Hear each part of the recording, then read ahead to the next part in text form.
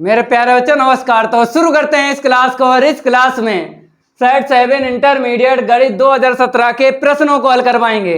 और अभी तक 2017 के सेट 1 से लेकर सेट 6 तक कंप्लीट करवा चुके हैं। जिन बच्चों ने 2017 के सेट 1 से लेकर सेट 6 तक कंप्लीट नहीं किए हैं, लिंक डिस्क्रिप्शन में मिल जाएगा, कंप्लीट कर लेना। और इस क्लास में सेट 7 के प्रश्नों को हल करवाएंगे।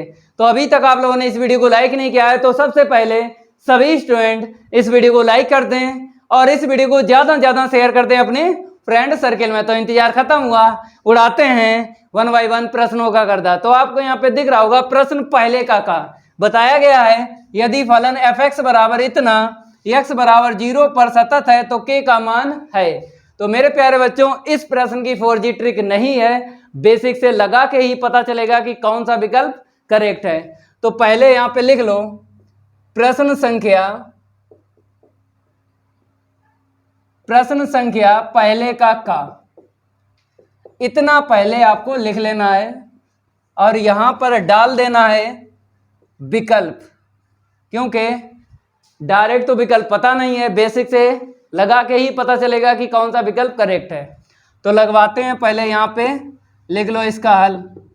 मेरे प्यारे बच्चों यहां पर आपको क्या लिखा हुआ दिख रहा है, यदि का मतलब क्या होता है, दिया है। तो आपको क्या लिखना है, ये फलन लिख लेना है। ठीक है, पहले यहाँ पे लिख देते हैं दिया गया फलन f(x) बराबर 1 माइनस का cos 2x अपान में x², फिर कामा x नॉट इक्वल 0, फिर k के सामने जो शर्त है x बराबर 0। तो f(x) के दो मान दिए गए हैं। इस शर्त पर f(x) का मान इतना है और इस शर्त पर f(x) का मान इतना है। ठीक है, यहाँ पर क्या बोला है कि x बराबर 0 पर सतत है तो k का मान है। तो मेरे प्यारे बच्चों हमें पता है कि 3 मान हमें निकालना पड़ेंगे। ये प्रश्न में पहले ही बता दिया गया है कि x बराबर 0 पर ये फलन क्या है, सतत है। तो आपको पता है कि x बराबर 0 पर हमें f0 बराबर f0 प्लस 0 और बराबर f0 माइनस 0, ये पहले से ही प्रश्न में दे दिया गया है। ठीक है, अब आपको क्या करना है, इसका मान निकालना है, इसका मान निकालना है और इसका मान निकालना है और इसी में रख देना है। और इतना ध्यान रखना है 3 के मान निकालना है जिनमें से 2 के मान सेम निकलेंगे, इतना ध्यान रखना। ठीक है, f0 हम निकालेंगे, पहले इसको हम रफ कर देते हैं और आपको यहाँ पे लिख लेना है x बराबर 0 पर, x बराबर 0 पर। तो f0 जब निकालते हैं मेरे प्यारे बच्चों, हमेशा आपको शर्त में देखना है बराबर के सामने जो फलन का मान दिया होगा f0 की आंसर शीट निकल आएगी उसी से। तो हमने देखा इस शर्त में x नॉट इक्वल 0 है, इस शर्त में देखो x बराबर 0 है। तो f0 का मान हमेशा बराबर से निकाला जाता है। तो बराबर है यहाँ पे, तो बराबर के सामने क्या है, f(x) का मान k है। तो आपको यहाँ पे k रख लेना है। ठीक है, अब इसके बाद में आपको क्या करना है, RHL का मान निकालना है। क्या बोलते हैं, दक्षिण पश्च सीमा बोलते हैं। तो प्लस की लिमिट निकालना है, f0 प्लस 0 बराबर limit h tends to 0, f0 plus का h। मेरे प्यारे बच्चों आपको यहाँ पर 0 प्लस h दिख रहा है। ठीक है, अब इसका मान आपको निकालना है।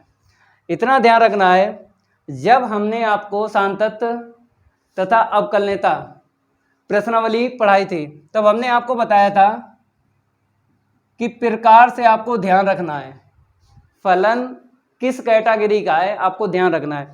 जब आपको नॉट इक्वल दिख जाए शर्त, ठीक है, तो कहने मतलब है RHL और LHL, दक्षिण पश्च सीमा और वाम पश्च सीमा, इस शर्त के सामने जो f(x) का मान है इसी से निकालना है। प्रकार हमने आपको बताए थे। ठीक है, तो आपको पता है कि f0 प्लस h यहाँ से निकलेगा। ये तो है प्रकार की बात। वैसे अगर आपको समझना है तो समझाते हैं। इसने क्या बोला, 0 प्लस h, और इसने क्या बोला, जब 0 ना हो तब f(x) का मान आपको इतना लेना है। जब मेरे पास x का मान 0 ना हो तब आपको एफ एक्स का मान इतना लेना है। मेरे पास क्या है, जीरो नहीं है, जीरो प्लस एच है। थोड़ा अगर सरल कर दें तो मेरे प्यारे बच्चों आपको दिखने लगेगा ए एफ एच। ठीक है, अब तो आपको नज़र आ रहा होगा यहाँ पर जीरो नहीं है, एच है। तो इसने यही बोला जीरो ना हो तब आपको एफ एक्स का मान इतना लेना है। ठीक है, मेरे पास जीरो नहीं है, एफ एक्स का मान हम इतना लेंगे। केवल और केवल क्या करना है, चर आपको चेंज करना है। यहाँ पे एक्स है, आपको ये वाला एच यहाँ पे रख देना है। यहाँ पे एक्स स्क्वायर है तो आपको ये वाला एच यहाँ पे रख देना है। ठीक है, इतना काम आपको करना पड़ेगा। ठीक है, इसको हम रफ कर देते हैं और आगे बढ़ते हैं। इसके बराबर ही आपको लिखना है limit h tends to zero. तो हमने यहाँ पर तो रफ कर दिया है, वहाँ से रख लो 1 माइनस का cos 2h upon H square. ठीक है, अगर हम बात करें लिमिट हटा के अगर हम जीरो रखेंगे तो मेरे प्यारे बच्चों यहाँ पे फॉर्म बन जाएगी जो आपको रफ कार्य में करना है। क्या करना है, रफ कार्य में। देखो फॉर्म कैसे बनेगी हम आपको बताते हैं। लिमिट हटा के एच के स्थान पे जीरो रख दो तो 1 माइनस का यहाँ पर जीरो रखोगे तो कॉस जीरो मिलेगा, अपान में रखोगे जीरो का स्क्वायर जीरो मिलेगा। मेरे प्यारे बच्चों जीरो का स्क्वायर क्या मिलेगा, जीरो मिलेगा। ठीक है, यहाँ पर 1 है और माइनस कॉस जीरो का मान 1 होता है। ठीक है, तो जीरो अपान जीरो मिल गया। ये आंसर शीट नहीं है। अगर आपने इसके आगे हल किया तो जीरो अपान जीरो मिलेगा, तो ये आंसर शीट नहीं है। आंसर शीट आपको निकालना पड़ेगी। ये क्या है, इनडिटरमिनेट फॉर्म बोलते हैं, अपरिभाषित। ठीक है, तो फॉर्म जीरो अपान जीरो, इसको क्या बोलते हैं, इनडिटरमिनेट फॉर्म बोलते हैं, हिंदी में बोलते हैं अनिर्धार्य रूप। ठीक है, तो ये रफ कार्य है, आपको अलग से करना पड़ेगा, या फिर डायरेक्ट ही दिमाग में सोच लो कि यहाँ पर जब लिमिट हटाएंगे एच के स्थान पे जीरो रखेंगे तो हमको क्या मिलेगा, जीरो अपान जीरो। जब जीरो अपान जीरो मिलता है तो आपको पता है कि अंश में अलग अवकलन किया जाता है, हर में अलग किया जाता है, वो भी किसके सापेक्ष। लिमिट में देख लेते हैं कि एच है कि थीटा है कि एक्स है। अगर लिमिट में एच यहाँ पर है, एच टेंस टू जीरो, अगर एच है तो एच के सापेक्ष अंश में अलग अवकलन करना है और हर में अलग अवकलन करना है। ठीक है, इतना आपको समझ में आ गया। Limit h tends to zero d upon d h, तो 1 माइनस का कॉस 2h अपान में डी अपॉन डी एच और एच स्क्वायर। ठीक है, नोट कर लो, इसको हम रफ कर देते हैं और आगे बढ़ते हैं। Limit h tends to zero, इसका क्या हुआ, 1 का अचर पद का जीरो हो गया। यहाँ पे कॉस है तो सीओ से स्टार्ट है तो माइनस छोड़ेगा, तो माइनस माइनस क्या हो जाएगा, प्लस हो जाएगा, साइन 2h। अब 2h का जब दोबारा करोगे अवकलन, दोबारा होगा ना, क्योंकि चर यहाँ पे चेंज है। कैसे मैचिंग करते हैं, d के पास में h है, यहाँ पे 2h है, तो d के पास में h है और यहाँ पे 2h है, तो h और 2h चर चेंज है। जब चर चेंज है तो आपको दोबारा अवकलन करना पड़ता है। तो 2h का अवकलन करेंगे 2 निकलेगा, हमने आगे लिख दिया। यहाँ पर देखो 2h मिला, थोड़ा और सिंप्लीफाई करेंगे। Limit h tends to zero, ऊपर मिलेगा 2 साइन 2h अपान में 2h, ये कट गया। अब मेरे प्यारे बच्चों फिर आपको देखना है, यहाँ पर रफ कार्य करना है, तो जीरो अपान जीरो फिर फॉर्म मिल गई है। लिमिट हटाओ और एच के स्थान पे क्या रख दो, जीरो, तो साइन जीरो का मान जीरो और अपान में एच है जीरो, फिर फॉर्म बन गई। जब तक फॉर्म बनती रहे तब तक आपको अवकलन करते रहना है। ठीक है, इसको हम रफ कर देते हैं। फिर अवकलन करना है, अंश में अलग अवकलन करना है और हर में अलग अवकलन करना है। इसके आगे ही आपको लिखना है limit h tends to zero d upon d h, h के सापेक्ष ही अवकलन करना है, ये ध्यान रखना, क्योंकि लिमिट में जो चर होता है उसी चर के सापेक्ष अवकलन होता है, अंश में अलग और हर में अलग। तो साइन 2h अपान में d अपॉन डी एच और यहाँ पर क्या है h। ठीक है, तो चाहो तो ब्रैकेट ऐसे करके ले लो, कोई दिक्कत नहीं है। इसको हम रफ कर देते हैं और आगे बढ़ते हैं। तो बराबर में क्या आएगा, limit h tends to zero sine का क्या हुआ, कॉस, और इसका जब दोबारा करोगे 2 निकलेगा, आगे लिख दो, यहाँ पर 1। अब फॉर्म नहीं बनेगी, क्यों नहीं बनेगी, क्योंकि हर से चला गया एच। फॉर्म तभी बनती है जब अंश में एच और हर में एच का व्यंजक है, तभी फॉर्म बनती है। अगर अंश में एच का व्यंजक है, हर में नहीं है, तो फॉर्म नहीं बनेगी। या फिर हर में चर एच का व्यंजक है, अंश में नहीं है, फिर भी फॉर्म नहीं बनेगी। तो यहाँ पे फॉर्म नहीं बनेगी। अब आपको लिमिट हटा के एच के स्थान पे 0 रख देना है। तो 2 cos 0, cos 0 का मान क्या होता है, 1। तो मेरे प्यारे बच्चों, ये आंसर शीट निकली है f0 + 0 की। अब आपको f0 - 0 की और आंसर शीट निकालना है, बोलते हैं LHL, वामपक्ष सीमा का मान और निकालना है। इसको हम रफ कर देते हैं। अब वामपक्ष सीमा का मान निकालेंगे, यहाँ पे लिख लो LHL, f0 - 0 बराबर limit h tends to 0 f0 minus का h। ठीक है, अब थोड़ा सा सरल करेंगे, 0 - h बचेगा, तो यहाँ से देख लो limit h tends to 0 f minus का h। ठीक है, यहाँ पर थोड़ा सा रफ करेंगे। अब आपको देखना है, वैसे भी हमने आपको ट्रिक बताई है प्रकार से, दोनों के मान यहीं से निकालेंगे। ठीक है, या तो ऐसे समझ लो या फिर ऐसे समझ लो। यहाँ पर -h है और यहाँ पर क्या है, ≠ 0 है। जब 0 ना हो तब f(x) का मान इतना लेना है। तो मेरे पास 0 नहीं है, -h है, तब आपको क्या करना है, f(x) का मान ये लेना है, केवल चर चेंज करना है, x के स्थान पर -h रखना है, या फिर ऐसे सीख लो, जैसे सीखो। तो आगे बढ़ते हैं, लिमिट h टेंस टू 0, जहाँ जहाँ x है क्या रखना है, माइनस का h रखना है, अपान में -h का होल स्क्वायर। तो लिमिट h टेंस टू 0, तो 1 - cos -थीटा क्या होता है, cos थीटा, अपान में घातें 2 हैं, तो माइनस क्या रहेगा, प्लस रहेगा। यहाँ पे लिख देते हैं cos -थीटा बराबर क्या होता है, प्लस का cos थीटा होता है। तो मेरे प्यारे बच्चों, इसका मान तो निकाल ही चुके हो। f0 + 0 का मान क्या निकाला था, 2, हल किया था ना। अब इसको नहीं हल करेंगे, क्यों, क्योंकि गणित में एक रूल है, अगर एक जैसा काम बार बार होता है तो हम क्या करते हैं, इसी प्रकार से लिख देते हैं। एक जैसा अगर काम हो रहा है गणित में तो नहीं करते हैं, ठीक है, डायरेक्ट ही लिख देते हैं। और आप लोग भी लिख लेना। तो यहाँ पर हम 2 लिख देते हैं। वैसे भी हमने आपको बताया था कि 2 के मान सेम निकलेंगे। तो मेरे प्यारे बच्चों, LHL का जो मान निकला है वही RHL का निकला है, केवल f0 का मान चेंज है। ठीक है, इतना नोट कर लो। अब एक लाइन लिखना है जो प्रश्न में हमसे कहा गया है। क्या कहा गया है, x = 0 पर ये f(x) क्या है, सतत है। ठीक है, तो यहाँ पर हम लिख देते हैं, यदि x = 0 पर f(x) सतत है, तब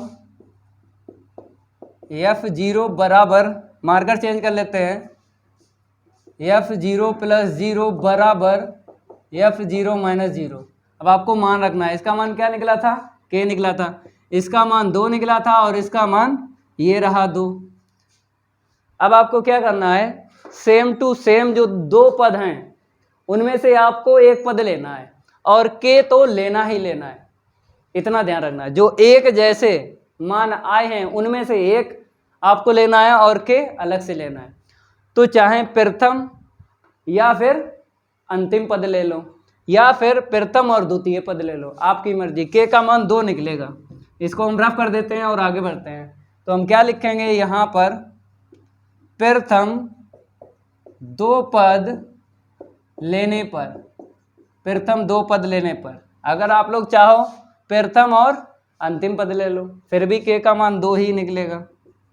अब देखो विकल्प कौन सा करेक्ट है, V करेक्ट है। तो यहाँ पर आपको लिख देना है V। मेरे प्यारे बच्चों, 1 नंबर पक्का हो गया। चलो इतना नोट कर लो।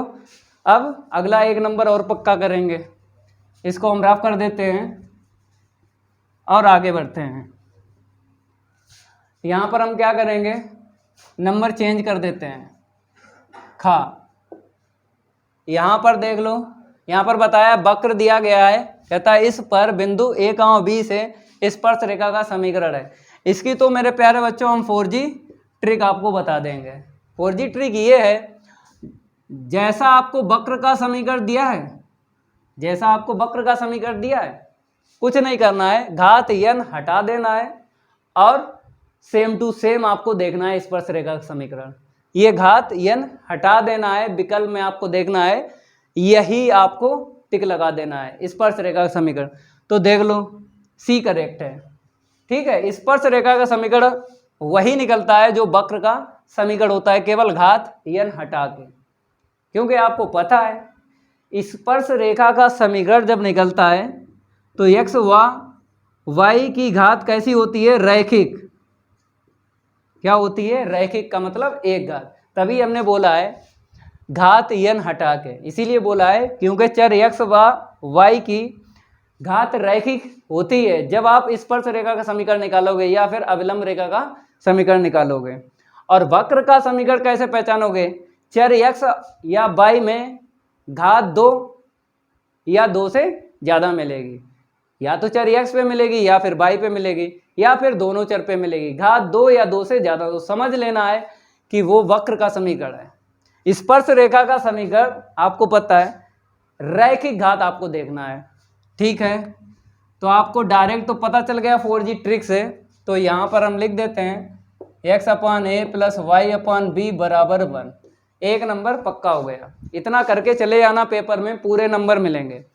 और बेसिक से यहाँ पर हल इसलिए करवाते हैं, बाई चांस प्रश्न यही बहुविकल्पीय में ना हो तब तो बेसिक से लगाना होता है, तभी यहाँ पर हम बेसिक से लगवाते हैं। तो इसको भी लगवा देते हैं। पहले आपको देखना है ये प्रश्न किस पार्ट से लिया गया है, पार्ट 6 से, अपकलज के अनुप्रयोग से।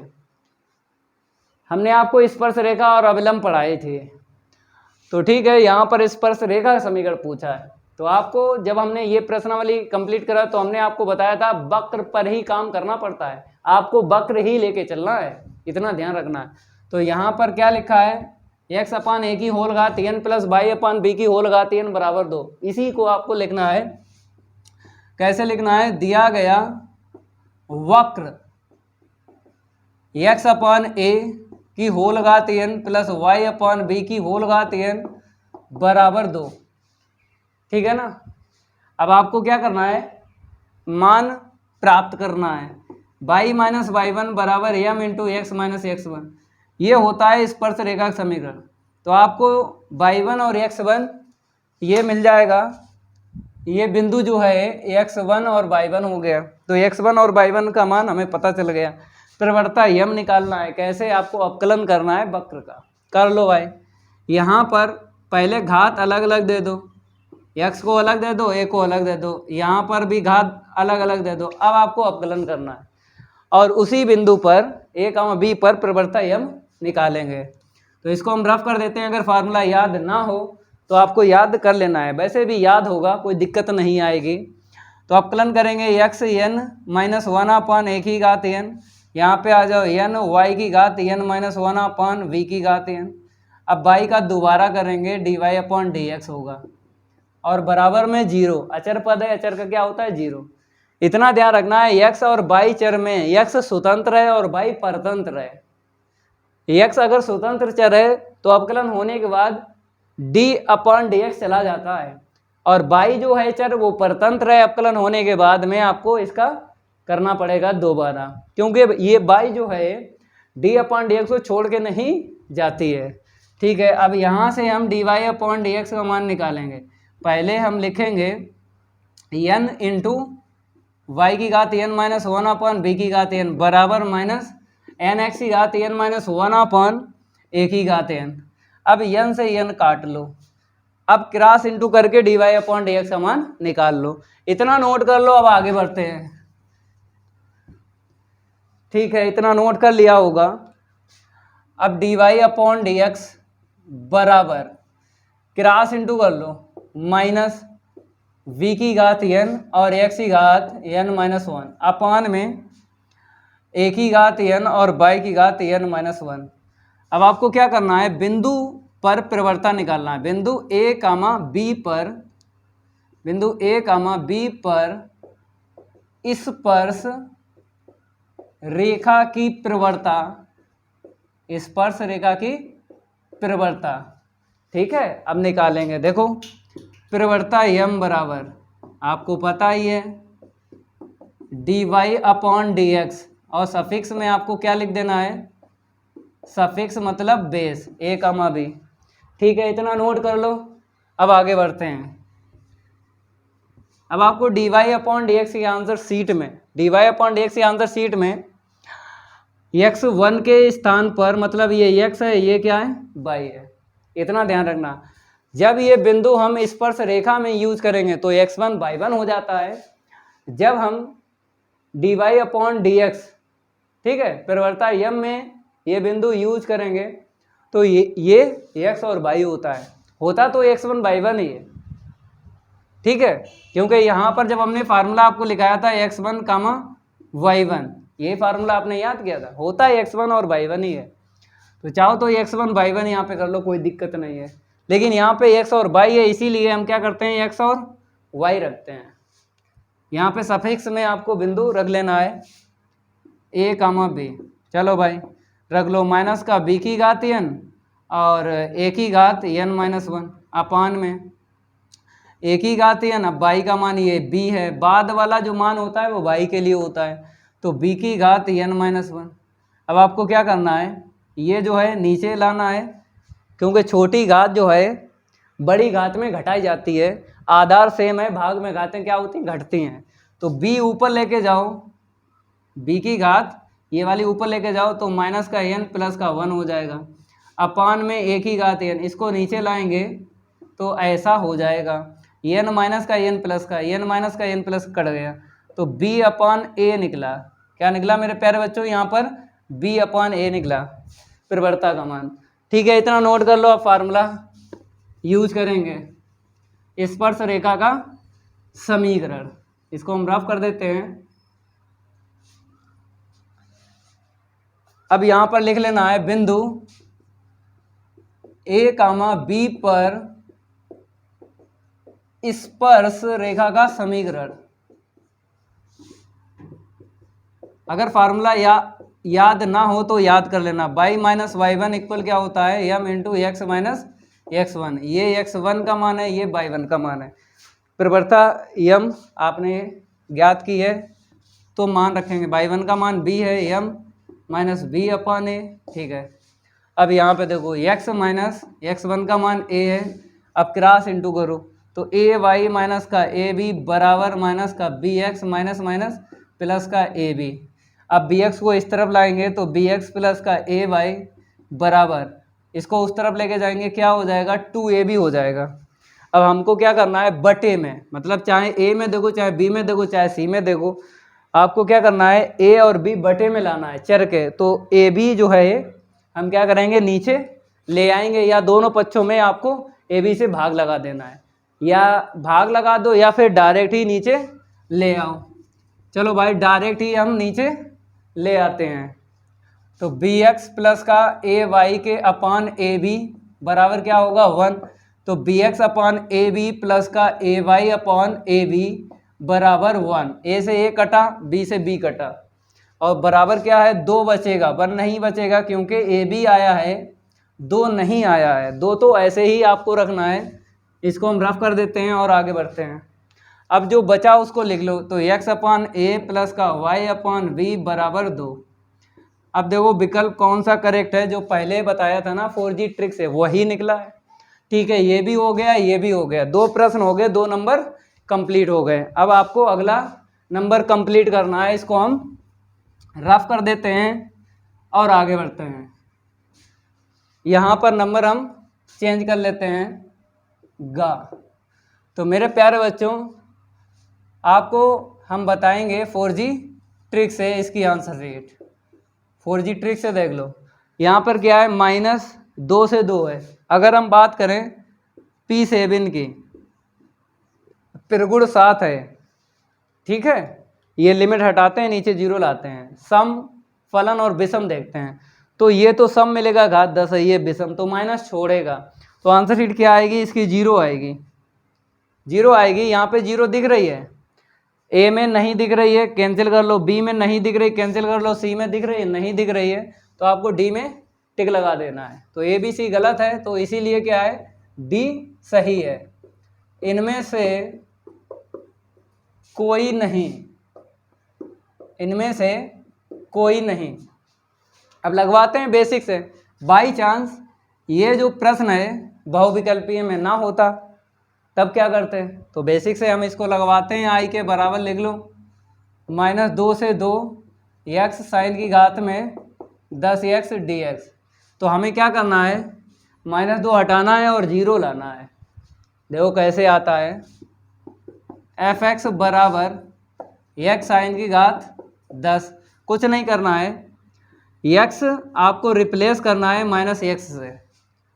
आपने पढ़ा होगा P7 पिरगुड, तो आपको पता है यहाँ पे सम और विषम फलन चेक किया जाता है। कैसे चेक करते हो, x के स्थान पे -x आपको रखना होता है। ये सिंबल जो होता है ये के स्थान पर ये सिंबल है, x के स्थान पर -x आपको रखना है। तो हिंदी नहीं लिखी हमने, ये तीर यूज कर लिया। जहाँ जहाँ x है कितना रखना है, -x रखना है, -x और साइन की घातें कितनी है 10 और माइनस का x। तो यहाँ से माइनस निकलेगा, यहाँ से नहीं निकलेगा ना, क्योंकि घात कितनी है 10 है, सम घात है। तो आपको पता है माइनस बाहर आएगा, तो माइनस की घात अगर 10 है तो प्लस ही तो होगा, ठीक है। तो ये जो है x इंटू साइन की घात 10x, ये किसके बराबर है, fx के बराबर है। मतलब f माइनस x का मान क्या है, ऋणात्मक है। तब आपको इसकी आंसर शीट डायरेक्ट लिख देना है 0, और यहाँ पे लिख देना है पिरगुण P7 से। अगर धनात्मक आती answer sheet f minus x क्या आता, प्लस का fx आता, तो यहाँ पे 0 हो जाता और 2 का गुणा हो जाता है। फिर समाकलन करते हैं। तो मेरे प्यारे बच्चों ये गा कंप्लीट हो गया, इसको नोट कर लो, एक नंबर और पक्का हो गया। अब अगला नंबर और पक्का करवाते हैं, इसको हम रफ कर देते हैं। 1 बाई 1 प्रश्नों का उड़वाएंगे गर्दा। तो ठीक है, इसको हम रफ कर देते हैं, इसको भी हटा देते हैं। अब अगला नंबर कौन सा है, घा। अगर आप लोगों ने अभी तक वीडियो को लाइक नहीं किया है तो सभी स्टूडेंट वीडियो को लाइक कर दिया करें। लाइक करने में कोई पैसा नहीं पड़ता है, चैनल को सब्सक्राइब करने पर भी कोई पैसा नहीं पड़ता है। और एक बात, इस चैनल को जरूर सब्सक्राइब कर लेना है। मैं तो भाई मानव सर, इस चैनल को भी सब्सक्राइब कर लेना है। गर्दा यहाँ पर भी उड़ रहा है गर्दा, मैं तो भाई मानव सर, इस चैनल पर भी गर्दा उड़ रहा है, देख लेना, कमेंट करना, इस चैनल पर भी हम ही मिलेंगे, ठीक है। चैनल को जरूर सब्सक्राइब कर लेना है। अब अगला नंबर हम पक्का करवाते हैं। अब आपको इसको देख लेना है, यहाँ पर बताया गया है समतलों इतने और इतने के बीच दूरी है। मेरे प्यारे बच्चों, 2 समतलों के बीच की दूरी आपको निकालना है। अगर हम बात करें चर x बाई जेड की, तो यहाँ पर देख लो और यहाँ पर देख लो, यहाँ पर 3x है, यहाँ पर 3x है, यहाँ पे 5y है, यहाँ पर 5y है, यहाँ पे z है, यहाँ पर z है। तो ये समतल के समीकरण दिए गए हैं, समांतर है। समांतर में आपने एक फार्मूला याद किया होगा, समांतर समतलों के बीच की दूरी निकालने के लिए। तो यहाँ पर बेसिक हम बता देते हैं, फिर लगवाते हैं। मेरे प्यारे बच्चों, ax प्लस का by प्लस का cz और प्लस का d1 बराबर 0, ax प्लस का by प्लस का cz प्लस का d2 बराबर 0। जब चर x y z के पद एक जैसे हैं तो क्या है, समांतर समतल हैं। तो बीच की दूरी निकालने के लिए आपको हमने फार्मूला बताया था d1 माइनस d2 अपान में रूट में a square plus b square plus c square, और यहाँ पे दूरी का मात्रक लिख देना इकाई। तो ये फार्मूला आपको यूज करना है, कहीं ना कहीं नोट कर लेना है अगर याद ना हो। ठीक है, इसको हम रफ कर देते हैं, यही फार्मूला यूज करेंगे। तो पहले हम यहाँ पे लिख देते हैं, समतलों के कार्तीय रूप में समीकरण। पहले आपको क्या करना है, कार्तीय रूप में समतल के समीकरण लिख लेना है। 3x प्लस का 5y प्लस का z इक्वल 8, 3x प्लस का 5y प्लस का z प्लस का 27 इक्वल 0।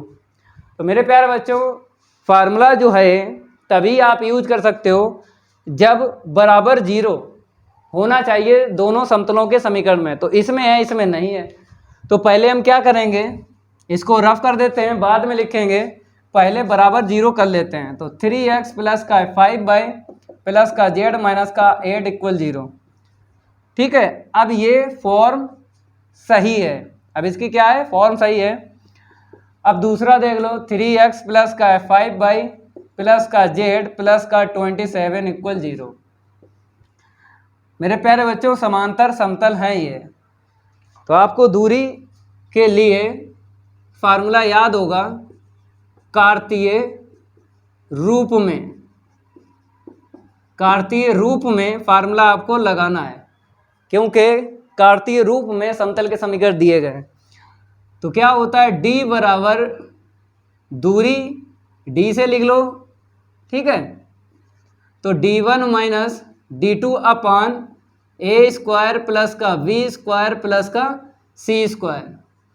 मेरे प्यारे बच्चों, जो रूट में हैं a square b square c square, इनको बोलते हैं दिक् अनुपात।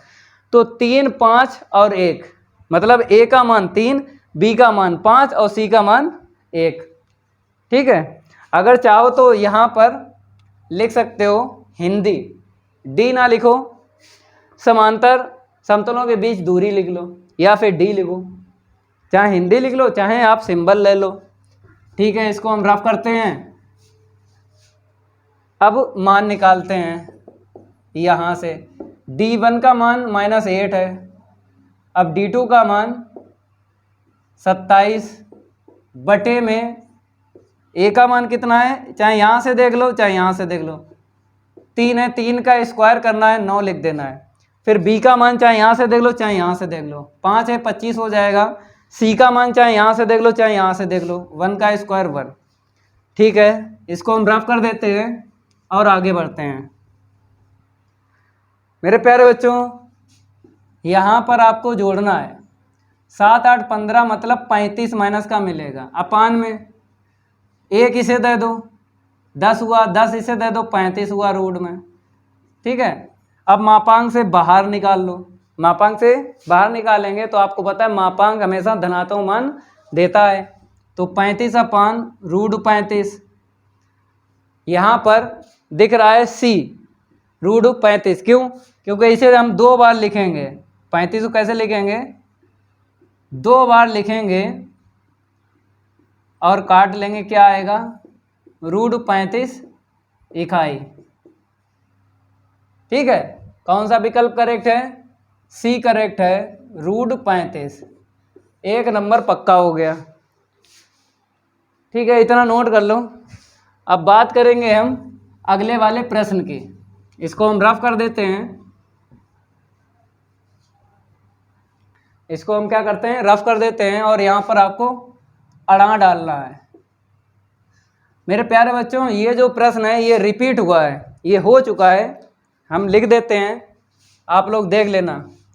2020 और देखना है आपको सेट 7, 2020 सेट कोड है 324 बाई और प्रश्न है छठे का घा। तो मेरे प्यारे बच्चों, हम लगवा चुके हैं 2020 का 7वां सेट है, सेट कोड है 324 YZ और प्रश्न है छठे का घा। तो इसको कर लेना है, इसकी आंसर शीट 0.54 निकलेगी। तो ठीक है, कौन सा करेक्ट है आंसर शीट, 0.54। एक नंबर पक्का हो गया। तो मेरे प्यारे बच्चों प्रश्न पहला तो कंप्लीट हो गया, प्रश्न नंबर 2 कंप्लीट करवाएंगे, इतना नोट कर लो जल्दी। अब आपको प्रश्न दूसरे का देख लेना है। यहां पर बताया गया है यदि a बराबर इतना तथा b बराबर इतना है तो ab का मान ज्ञात कीजिए। मेरे प्यारे बच्चों ये प्रश्न जो है पार्ट 3 आव्यूह से लिया गया है। ab का मान ज्ञात करवाते हैं, पहले यहां पे लिख लो प्रश्न दूसरे का हल। मेरे प्यारे बच्चों यहां पर आपको क्या लिखा हुआ दिख रहा है, यदि। यदि का मतलब क्या होता है, दिया है। तो आपको यहां पे लिख लेना है दिए गए आव्यूह, दिए गए आव्यूह a बराबर लिख लो 0.002, b बराबर लिख लो 35.00। अब आपसे मांगा गया है ए बी का मान, ठीक है। तो यहाँ पर ए बी बराबर क्वेश्चन मार्क मान निकालना है ए बी का। तो यहाँ पर लिखना है 9 और 9 के बाद में आपको कामा जरूर लगाना है, ठीक है। तो ए बी बराबर आव्यूह ए का मान रख लो, फिर आव्यूह बी का मान रख लो 0.002, आव्यूह बी का मान 35.00। मेरे प्यारे बच्चों अब आपको गुणा करना है पंक्तियों का 1 बाय 1 स्तंभों में। तो पहली पंक्ति यहाँ पे उठा लेते हैं, कितने स्तंभ हैं, 2 स्तंभ हैं। 1 बाय 1 स्तंभ में गुणा होगा, 0 का 3 में गुणा करेंगे 0 आएगा। फिर दूसरा अवयव दूसरे अवयव के साथ गुणा करेंगे तो प्लस का 0। गुणा करने पर जो चिन्ह मिल जाए उसी चिन्ह से आपको लिखना है। अब आपको थोड़ा सा स्पेस लेना है, दूसरे स्तंभ में गुणा करना है। 0 का 0, 0 का 5 में गुणा करेंगे 0 मिलेगा। फिर 0 का 0 में गुणा करेंगे प्लस का 0 मिलेगा। पहली पंक्ति का काम हो गया ना। अब आपको दूसरी पंक्ति उठा लेना है, 1 बाय 1 स्तंभ में गुणा करना है। पहले स्तंभ में करो, 0 का 3 में गुणा करेंगे 0 मिलेगा। फिर प्लस 2 का 0 में गुणा करेंगे 0 मिलेगा। अब आपको दूसरे स्तंभ में गुणा करना है, 0 का 5 में गुणा करेंगे 0 मिलेगा, 2 का 0 में गुणा करेंगे 0 मिलेगा। आंसर शीट क्या निकली, 0.000। मेरे प्यारे बच्चों ए बी जो निकला है शून्य आव्यूह निकला है, ठीक है। नोट कर लो, ये कंप्लीट हो गया। अब अगला प्रश्न कंप्लीट करवाते हैं, इसको हम रफ कर देते हैं और आगे बढ़ते हैं। थोड़ा इसको रैपिड फायर ले लेते हैं। देख लो अगले प्रश्न की ये बारी नहीं करेंगे उसके साथ कोई तैयारी। यहाँ पर क्या बताया गया है, सिद्ध कीजिए इतना बराबर उतना। ये प्रश्न पार्ट 2 से लिया गया है, प्रतिलोम त्रिकोणमितीय फलन से। करवाते हैं सिद्ध। पहले यहाँ पे नंबर चेंज कर लो। अब मेरे प्यारे बच्चों हमको इतना लेके चलना पड़ेगा। देखो यहाँ पर LHS लेके चलना पड़ेगा 2tan inverse root of b upon a, यही है। एक फार्मूला आपने याद किया होगा, 2tan इनवर्स x बराबर होता है cos inverse 1 minus x square upon 1 plus x square. ये फार्मूला याद किया होगा। इसी फार्मूले का यूज करके आंसर शीट निकालेंगे, cos inverse a minus v upon a plus b, ठीक है, बराबर 2tan इनवर्स है मेरे पास। मेरे प्यारे बच्चों क्या है, 2tan इनवर्स है, cos इनवर्स आपको यहाँ पे लिखना है। अब जहाँ जहाँ x है कितना रखना है, रूट b अपॉन a। तो 1 माइनस v अपॉन a, ठीक है, रूट में स्क्वायर यहाँ पर है, यहाँ पर आपको यूज करना है। तो 1 plus root b upon a का होल स्क्वायर। आगे बढ़ते हैं, यहाँ पे थोड़ा सा रफ कर देते हैं। अब ठीक है, बराबर में 2 cos इनवर्स 1 माइनस क्या निकलेगा, v upon a upon 1 plus यहाँ पर b अपॉन a, क्योंकि स्क्वायर से रूट कैंसिल हो जाता है। ठीक है, आगे बढ़ते हैं। 2 cos इनवर्स लघुत्तम लेना है अंश में, तो a मिलेगा, तो कितना मिला, a माइनस b मिला। अब जितना लघुत्तम मिला है अंश में उतना ही आपको हर में लेना है। कितना मिला, a, इसका इसमें इंटू करो, a प्लस v, a से a काट दो। तो मेरे प्यारे बच्चों जो आंसर शीट निकली है cos inverse a minus v upon a plus v, ये आंसर शीट निकली है। मैच कर लो, यही है। ठीक है, यही है, ऊपर माइनस नीचे प्लस, तो ऊपर माइनस नीचे प्लस। ठीक है, नोट कर लो। अब आगे बढ़ते हैं, अगले प्रश्न की है बारी। नहीं करेंगे उसके साथ कोई यारी, रफ करेंगे तभी आगे बढ़ेंगे। मेरे प्यारे बच्चों, रफ करेंगे तभी तो आगे बढ़ेंगे। ठीक है, अगला जो है गा, यहाँ पे नंबर डाल लेते हैं। यहाँ पर क्या बताया गया है, फलन दिया गया है माइनस एक्स की होल घात माइनस 2 का एक्स के सापेक्ष अवकल गुणांक ज्ञात कीजिए। तो अवकल गुणांक लिखा है, इसका मतलब है अवकलन ही आपको करना है। ठीक है, सबसे पहले आपको फलन को y के बराबर ले लेना है। ठीक है, और यहाँ पर बोला है x के सापेक्ष अवकलन करना है। ठीक है, यहाँ पे आप लोग लिख लो x के सापेक्ष अवकलन करने पर, x के सापेक्ष अवकलन करने पर इतना आपको लिखना है। इस हिंदी का मतलब पता है, इस हिंदी का मतलब क्या होता है, बराबर के मेरी तरफ d अपॉन डी एक्स रखना है, बराबर के उस तरफ d अपॉन डी एक्स रखना है। इसका हो जाएगा dy अपॉन डी एक्स बराबर, यहाँ पर x की घात n का लगा लो फार्मूला, माइनस 2 आगे आ जाएगा और एक घात आपको कम करनी है, माइनस 2 आगे आ जाएगा, एक घात कम करनी है। और यहाँ पर देखो माइनस एक्स है और d के पास में क्या है, x है, तो x और माइनस एक्स चर चेंज है, चर चेंज है, तो आपको दोबारा अवकलन करना है किसका, माइनस एक्स का। तो माइनस का 2 और माइनस एक्स की होल घात कितनी आएगी, माइनस का 3 आएगी। तो यहाँ से माइनस 1 निकलेगा, माइनस माइनस प्लस का 2 हो जाएगा, माइनस एक्स की घात माइनस का 3। अब 2 बटे माइनस एक्स की घात आपको धनात्मक लिखना है, तो नीचे करके आपको लिख लेना है हर में, ये अंश में लिखा है, हर में लिखेंगे तो घात क्या बन जाएगी, धनात्मक बन जाएगी।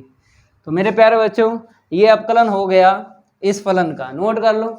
अब अगला प्रश्न कंप्लीट करवाते हैं, जल्दी नोट कर लो इतना, इसको हम रफ कर देते हैं। अगले प्रश्न की है बारी, और नहीं करेंगे उसके साथ कोई यारी। अगला प्रश्न बताया है घा, तो यहाँ पर हम नंबर चेंज कर लेते हैं। यहाँ पर बताया गया है cos root x upon root x का समाकलन का मान ज्ञात कीजिए। ठीक है, लगवाते हैं इसको, आई के बराबर लिख लो, cos root x upon root x, यही है।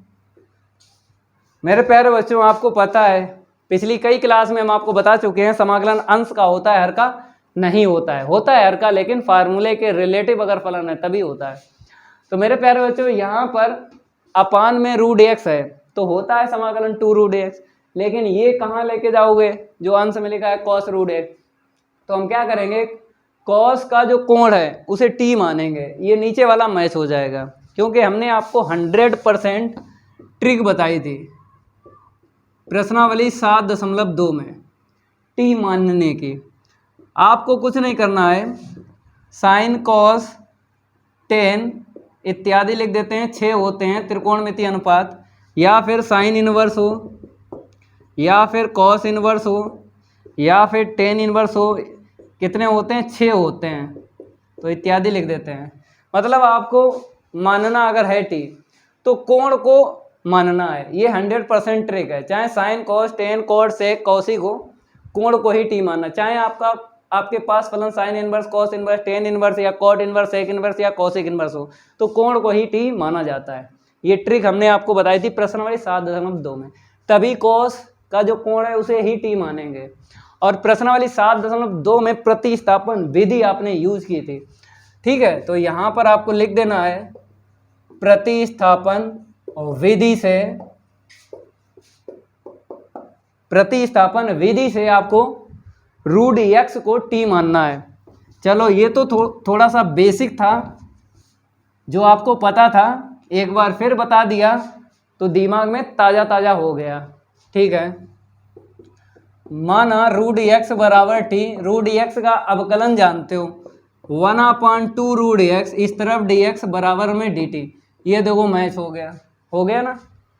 यहाँ पे 2 एक्स्ट्रा है, किसे देंगे, dt को दे दो, जो भी बराबर के इस तरफ मेरी तरफ एक्स्ट्रा है तो dt को आपको देना है। और प्रतिस्थापन विधि में 2 मान रखना पड़ते हैं, एक माना है और जो मैचिंग हुई है, ठीक है। चलो भाई आगे बढ़ते हैं। i बराबर पहले माना है उसके स्थान पर रख देते हैं, रूट x बराबर t रख दिया, अपान में रूट x है और dx के स्थान पे क्या रखना है 2 dt। 2 आगे करके समाकलन करना है, 2 आगे करके क्या करना है, समाकलन करना है। इतना नोट कर लो जल्दी। अब आगे बढ़ते हैं। कॉस का समाकलन करना है, क्या होता है, साइन होता है, फार्मूला याद होगा आपको, ठीक है। i बराबर 2 साइन t प्लस का c, ठीक है। अब आपको क्या करना है, t का मान वापस रख देना है, क्या माना था, रूट x को माना था t। ये भी कंप्लीट हो गया। और अगला जो प्रश्न है मेरे प्यारे बच्चों, ये प्रश्न रिपीट हुआ है, कहाँ पे हो चुका है, 2017 का सेट 6 है और प्रश्न है दूसरे का घ, कर लेना इसको, ये रिपीट प्रश्न हुआ है, ठीक है। जो रिपीट होते हैं प्रश्न उनको नहीं करवाएंगे क्योंकि बार बार आप लोग प्रैक्टिस करना है, ठीक है। तो प्रश्न नंबर 2 भी पूरा कंप्लीट हो गया, प्रश्न नंबर 3 कंप्लीट करवाएंगे, जल्दी इतना नोट कर लो। अब आपको प्रश्न तीसरे का देख लेना है। यहाँ पर बताया गया है निम्नलिखित अवकल समीकरण की कोटि एवं घात ज्ञात कीजिए। तो यहाँ पर आपको ये अवकल समीकरण दिया गया है, इसी की कोटि और घात बतानी है। तो पहले यहाँ पे लिख लो प्रश्न तीसरे का हल। सबसे पहले आपको अवकल समीकरण लिख लेना है जो प्रश्न में दिया गया है, ठीक है। अवकल समीकरण d2y/dx² बराबर में 1 प्लस रूट ऑफ dy/dx। मेरे प्यारे बच्चों, इस अवकल समीकरण से आप कोटि तो बता सकते हो लेकिन घात नहीं बता सकते हो। अब घात क्यों नहीं बता सकते हो, क्योंकि ये अवकल समीकरण बहुपद समीकरण नहीं है। अब बहुपद समीकरण क्यों नहीं है, क्योंकि dy/dx की घात कितनी है, बना/2। रूट की घात क्या होती है, बना/2। तो आपको पता है कि अवकल संकारक की घात ऋणात्मक या भिन्नात्मक ना हो तब हम बोलते हैं अवकल समीकरण को बहुपद समीकरण। लेकिन यहाँ पर जो अवकल संकारक है इसको क्या बोलेंगे, अवकल संकारक इसको भी बोलते हैं, इंग्लिश में बोलते हैं डिफरेंशियल ऑपरेटर। अगर आपको घात भिन्नात्मक या माइनस की दिख जाए तो ये अवकल समीकरण बहुपद समीकरण नहीं है। तो आपको क्या करना है, इस अवकल समीकरण को बहुपद समीकरण में चेंज करना है, उसके बाद आप घात बता सकते हो। तो कैसे चेंज करना है, कैलकुलेशन आपने 10th में सीखी थी। अगर वन साइड रूट है या दोनों साइड है तो आपको क्या करना पड़ता है, वर्ग। कैलकुलेशन को आगे बढ़ाना है तो क्या करना पड़ेगा, दोनों पक्षों का वर्ग करना पड़ेगा। तो आपको पता है ये भी कि रूट का पद अलग करना पड़ता है बराबर के उस तरफ। तो यहाँ पे रूट नहीं है, 1 को इस तरफ लाएंगे तो d2y/dx² - 1 बराबर रूट ऑफ dy/dx। अब इसके बाद में वर्ग आपको करना है दोनों पक्षों का, तो यहाँ पे लिखना पड़ेगा दोनों पक्षों का वर्ग करने पर। तो मेरे प्यारे बच्चों इधर आएगा d2y/dx² का होल स्क्वायर मीन्स -1 साथ में ले लो, ठीक है। यहाँ पर स्क्वायर कर लो, यहाँ पर a - b का होल स्क्वायर ओपन होगा, d2y/dx² का whole square a² + b² - 2ab और बराबर में स्क्वायर से रूट कैंसिल हो जाएगा। मेरे प्यारे बच्चों बराबर में स्क्वायर से रूट कैंसिल हो जाएगा। अब इसके बाद में आपको क्या करना है, बराबर 0 करके ही लिखना है। पहले आपको ये लिख लेना है पद d2y/dx² का होल स्क्वायर, फिर आपको लिखना है 2 इंटू में d2y/dx², फिर आपको ये वाला लिखना है, बराबर के इस तरफ लाएंगे तो माइनस का हो जाएगा। सबसे लास्ट में अचर पद लिखना है। तो यहाँ पर क्या है प्लस का 1 और बराबर 0, बराबर 0 करके आपको लिखना है। अब बताइए यहाँ पर आपको किसी भी अवकल संकारक की घात ऋणात्मक या भिन्नात्मक दिख रही है? यहाँ पर घात 2 दिख रही है, इसकी होल घात 1, इसकी होल घात 1, तो ये अवकल संकारक जो है बहुपद समीकरण है। अब आप घात बता सकते हो, ठीक है। तो यहाँ पर थोड़ा सा रफ करेंगे और लिखेंगे, ये जो अवकल समीकरण है एक बहुपद समीकरण है, तो यहाँ पे लिख लो ये अवकल समीकरण एक बहुपद समीकरण है।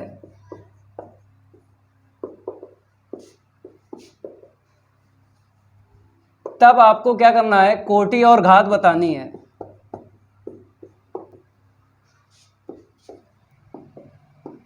अब यहां पर देखना है अधिकतम अपकलन कितनी बार हुआ है, हर एक पद में देख लो। यहां पर देख लो एक बार अपकलन हुआ है, यहां पर 2 बार, यहां पर 2 बार। तो आपको देखना है अधिकतम अपकलन, चाहे यहां से देख लो चाहे यहां से देख लो। घात 2 के अंदर जो है अवकल संकारक, इंग्लिश में बोलते हैं डिफरेंशियल ऑपरेटर, तो 2 ही आपको मिलेगी। कोटि कितनी मिलेगी, 2। अब मेरे प्यारे बच्चों ये घात किस पे डिपेंड रहती है, ये घात किस पे डिपेंड रहती है, कोटि पे। जिस अवकल संकारक की आपने कोटि बताई है उसी की घात बताना है। अगर आपने कोटि यहां से बताई तो घात क्या हो जाएगी, 1 हो जाएगी। अगर कोटि यहां से बताइए घात कितनी हो जाएगी, 2। तो मेरे प्यारे बच्चों यहां पर 1 घात है, यहां पे 2। अब आपको समझना है कि घात वही लेना है जो बड़ी हो, घात वही लेना है जो बड़ी हो। तो यहां पर 1 है, यहां पे 2 है, तो क्या लेना है, 2 लेना है, 1 नहीं लेना है, 2 ही लेना है, इतना ध्यान रखना है। चलो ये तो कंप्लीट हो गया। अब अगले प्रश्न की बारी नहीं करेंगे, उसके साथ कोई आ रही, ठीक है। इतना हम रफ कर देते हैं और आगे बढ़ेंगे।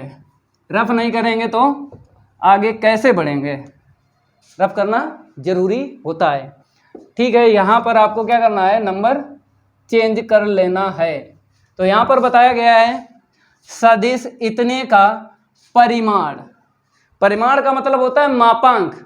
इस सदिश का मापांक ज्ञात करना है। आगे लिखा था दिक्कोज्जियाएं ज्ञात कीजिए। अब दिक्कोज्जियाएं यल का मान, यम का मान और यन का मान, समझ गए। दिक्कोज्जियाएं इसका फार्मूला होता है, बताएंगे। पहले आपको क्या निकालना है, परिमाण, सदिश का मापांक ज्ञात करना है, ठीक है। पहले आपको क्या करना है, सदिश का नाम नहीं दिया गया, मान लेना है। तो वेक्टर ए बराबर 345 से आपको लिख लेना है, 345 से आपको लिख लेना है, ठीक है। परिमाण, तो यहाँ पे लिख दो मापांक बोलते हैं, क्या बोलते हैं, मापांक। वेक्टर ए का मापांक बराबर रूट में आपको निकालना, 3 का स्क्वायर 9 प्लस -4 का स्क्वायर 16, फिर प्लस 5 का स्क्वायर 25। अब आपको जोड़ना है, कितना मिलेगा। तो मेरे प्यारे बच्चों 16 9 25, 25 25 50, ठीक है। अब रूट से बाहर निकालो, 5√2 मिलेगा, अंदर भेजोगे तो यही मिलेगा। 5 अंदर जाएगा, रूट के स्क्वायर लेके जाता है, तो 25 दूना 50, तो ये रूट निकला है, ठीक है। एक आंसर शीट आ गई। अब यहाँ पर आपको क्या लिखना है, दिक्कोज्जियाएं, क्या लिखना है यहाँ पे, दिक्कोज्जियाएं। यल बराबर क्या होता है, फार्मूला बता देते हैं, a/√a² plus b² plus c²। तो a यहाँ से मिलेगा आई कैप का गुणांक 3 ले लो, रूट आप निकाल चुके हो, यही आपको रख लेना है 5√2। मेरे प्यारे बच्चों रूट इसका निकालोगे तो यही निकलेगा, डायरेक्ट रख लो। यल पता हो गया। अब यम देखो फार्मूला, b/ क्या होता है, √a² plus b² plus c², यही होता है। चलो भाई b यहाँ से मिलेगा जे कैप का गुणांक माइनस का 4/5√2, ठीक है। मापांक तो वही है। अब n का मान निकालना, क्या होता है, c/√a² plus b² plus c²। अब यहाँ से देख लो k का गुणांक देखो, k कैप का 5 बटे में यही आपको लिख लेना है 5√2। थोड़ा यहाँ पे सिंप्लीफाई कर लो, क्योंकि यहाँ पे 5 मिला और 5 नीचे है, तो ये कट जाएगा, 1/√2 मिलेगा, ठीक है मेरे प्यारे बच्चों, ये कंप्लीट हो गया। अब अगला प्रश्न जो है उसको करवाते हैं। इसको हम रफ कर देते हैं, नोट करते रहा करो, रफ नहीं करेंगे तो आगे कैसे बढ़ेंगे। अगला प्रश्न देख लो क्या दिया है और क्या हमसे मांगा गया है। इसको हम रफ कर देते हैं और देखते हैं। मेरे प्यारे बच्चों, ये प्रश्न रिपीट हुआ है। कहाँ पे हुआ है? 2018 का 5वां सेट है और प्रश्न है 5वें का चा। इसको कर लेना है, फिर भी हम आपको बता देते हैं। यहाँ पर बोला गया है एक कण पर 3 बल, पहला, दूसरा और तीसरा लग रहे हैं, सिद्ध करें कण स्थिर रहेगा। तो मेरे प्यारे बच्चों, कण स्थिर रहेगा तो आपको क्या करना है, इनको जोड़ लेना है, तीनों बलों को जोड़ना है, आंसर शीट 0 निकाल देना है, मीन्स शून्य सदिश निकाल देना है, तो ये सिद्ध हो जाएगा। अब अगला प्रश्न जो है करवाते हैं। यहाँ पर नंबर हम चेंज कर लेते हैं। कौन सा है? घा है, घा। ठीक है, यहाँ पर क्या बताया गया है, सिद्ध कीजिए कि फलन f such that R tends to R. आगे लिखा है जो एफ एक्स बराबर sine x comma x belongs to R से परिभाषित है, ना एक ही है और ना आच्छादक है। ठीक है, तो यहाँ पे सिद्ध करना है, ना तो एक ही है और ना ही आच्छादक है। कोई दिक्कत नहीं है, सिद्ध वाला प्रश्न है। सबसे पहले आपको क्या लिखना है, फलन। फलन को क्या बोलते हैं?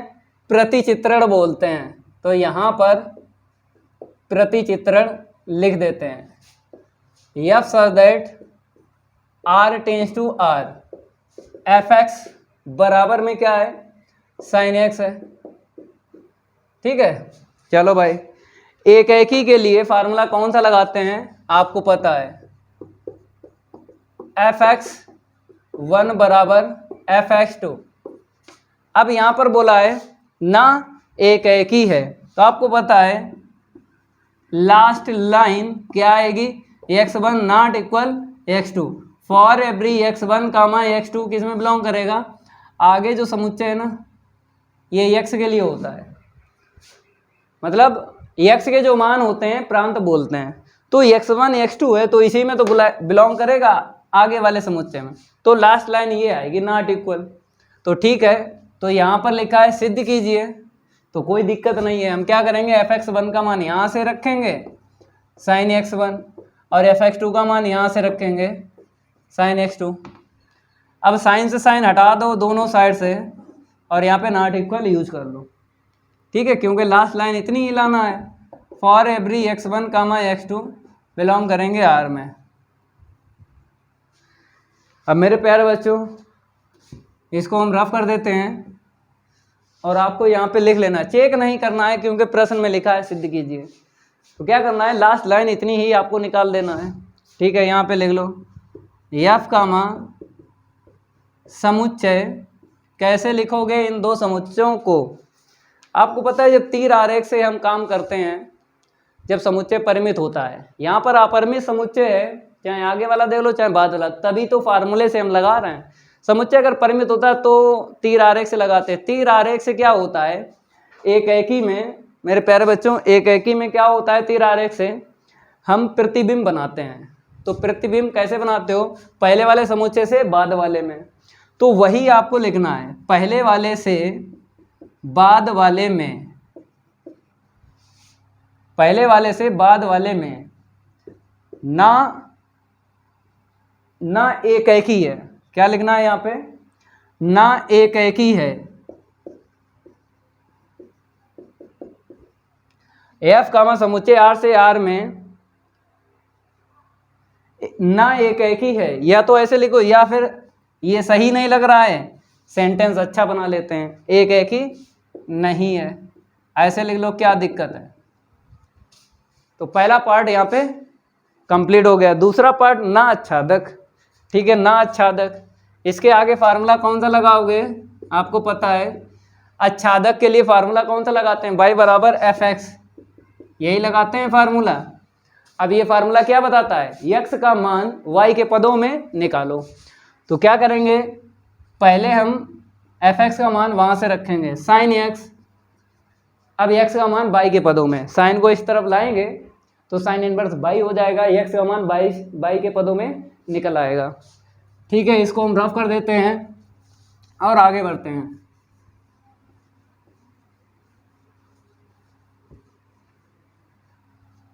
आपको लिख लेना है साइन इनवर्स बाई बराबर में x, तो x बराबर साइन इनवर्स बाई।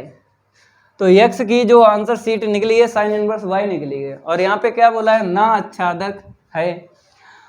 तो आपको पता है ये x की आंसर सीट बिलोंग नहीं करेगी आगे वाले समुच्चय में, बिलोंग नहीं करेगी आगे वाले समुच्चय में, ठीक है। x की आंसर सीट अगर यहाँ पे लिखा होता आच्छादक है तो ये x की आंसर सीट पहले वाले समुच्चय में बिलोंग करती है, ठीक है, नॉट बिलोंग्स टू R। अब आपको यहाँ पे लिख देना है f कामा समुच्चय। अब यहाँ पे समुच्चय कैसे लिखोगे, अगर बात करें आच्छादक और अंतःक्षेपी की तो पूर्व प्रतिबिंब बनाते हो। कैसे बनाते हो, बाद वाले से पहले वाले समुच्चय में। तो यहाँ पे लिखो बाद वाले से पहले वाले में आच्छादक नहीं है। ये जो फलन f है ना, ये आच्छादक नहीं है। ये दूसरा पार्ट भी हो गया। अब अतः करके आपको मिक्स करके लिखना है। यहाँ पे लिख देते हैं, यही आपको नोट करना है जो यहाँ पे लिखा है लास्ट में। तो f कामा समुच्चय। अब समुच्चय आपको कैसे लिखना है हम आपको बताते हैं। मेरे प्यारे बच्चों, यहाँ पर थोड़ा सा रफ कर देते हैं। अब ठीक है, यहाँ पर समुच्चय सेम टू सेम है तो कोई दिक्कत नहीं है। हम लिखेंगे R से R में, ऐसे लिखो R से R में ना एक ही है। क्या लिखो, ना एक ही है और ना आच्छादक है। इसको हम रफ कर देते हैं। क्या लिखना है, ना आच्छादक है।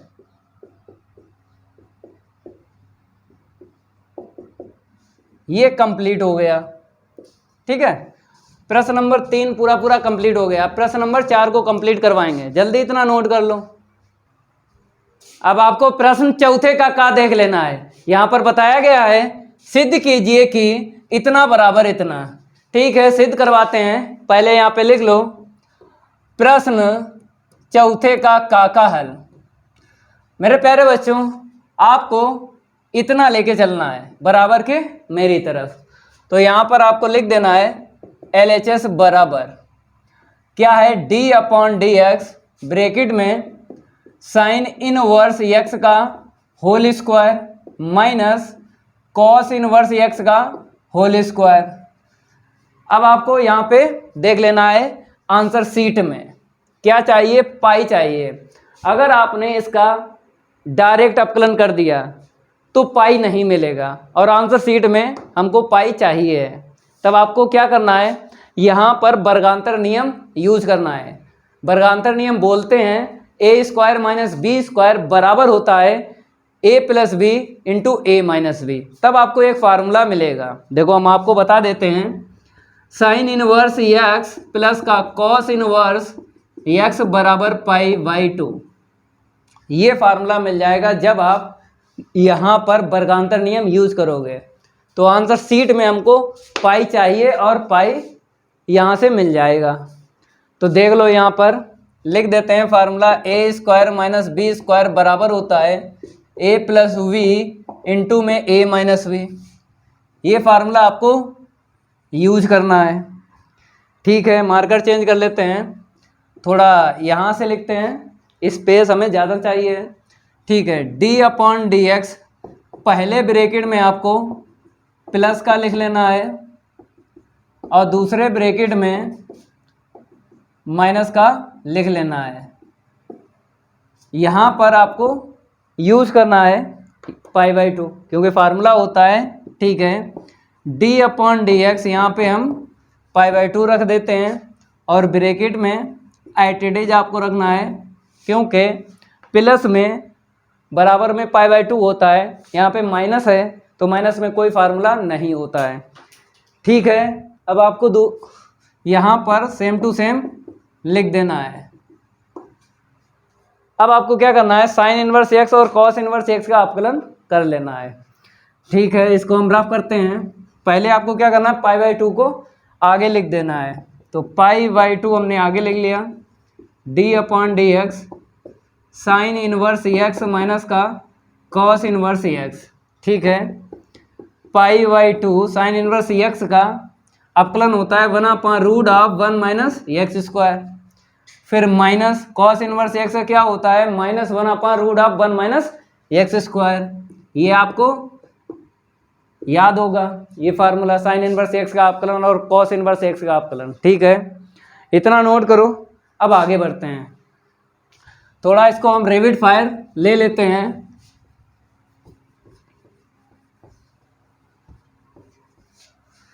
मेरे प्यारे बच्चों, अब आपको यहाँ पे लिखना है π/2 और ब्रैकेट में 1/√1 माइनस एक्स स्क्वायर। यहाँ पर देख लो माइनस माइनस क्या हो जाएगा, प्लस हो जाएगा, तो प्लस 1/√1 माइनस एक्स स्क्वायर।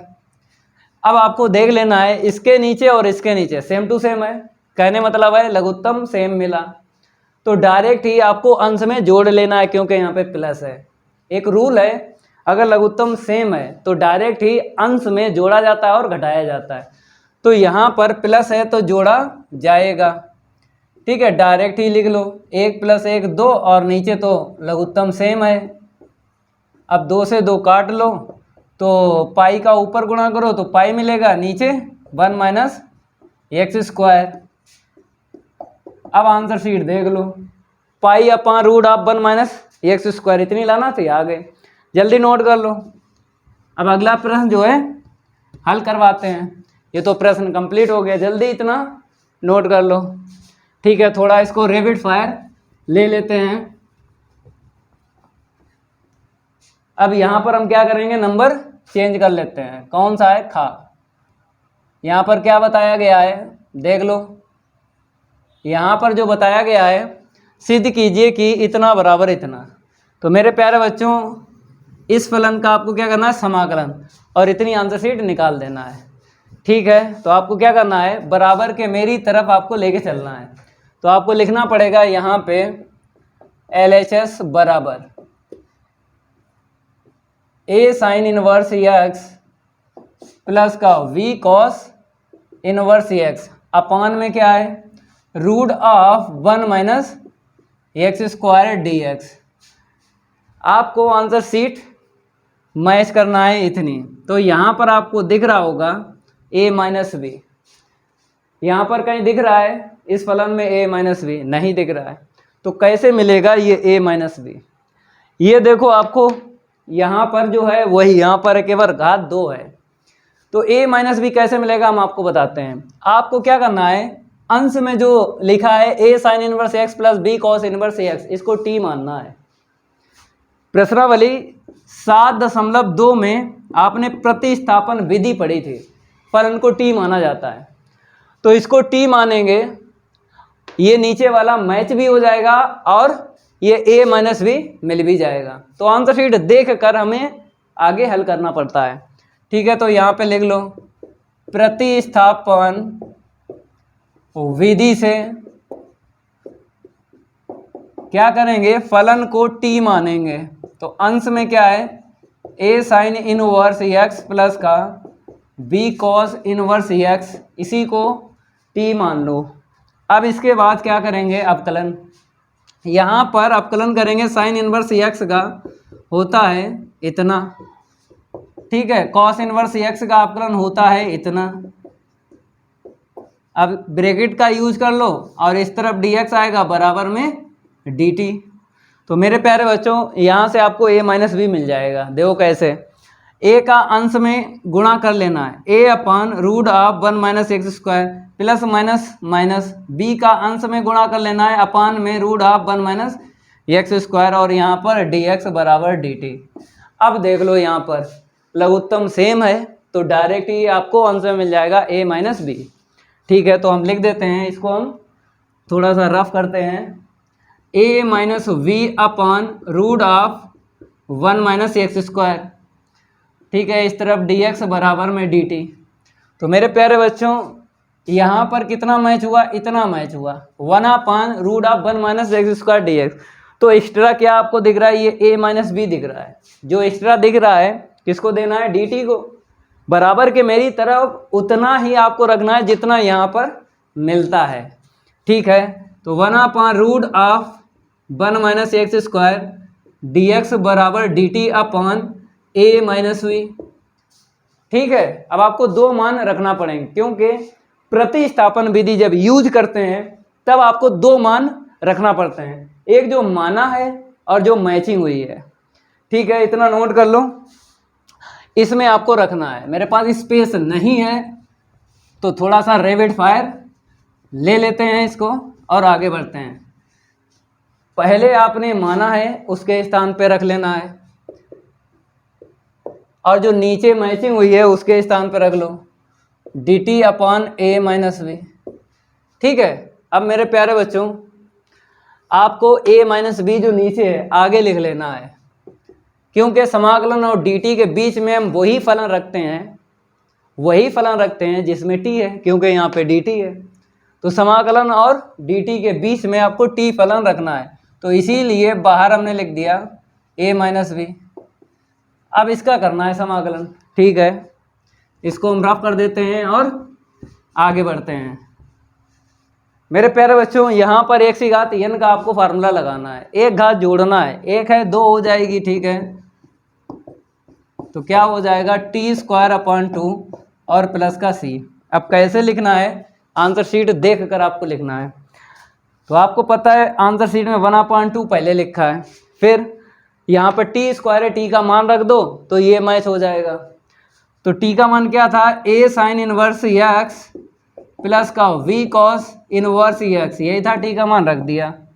अब इसके बटे ए माइनस बी है, तो यहाँ पर देखो बटे में ए माइनस बी लिख देना है और प्लस का सी। अब आंसर शीट आपको मैच कर लेना है, पूरी मिल गई, 1/2 मिला। ठीक है, a sine inverse x plus b cos inverse x का होल स्क्वायर बटे में a minus b plus c. ठीक है, आंसर शीट मैच हो गई, दो प्रश्न कंप्लीट हो गए। अब अगला प्रश्न कंप्लीट करवाते हैं, इसको हम रफ कर देते हैं और आगे बढ़ते हैं। रफ नहीं करेंगे तो आगे कैसे बढ़ेंगे। तो मेरे प्यारे बच्चों ये प्रश्न जो है पार्ट 12 से लिया गया है, रैखिक प्रोग्रामन से। इसको बाद में लगवाएंगे, ये स्पेस ज़्यादा घेरता है, तो पहले इसको देख लो।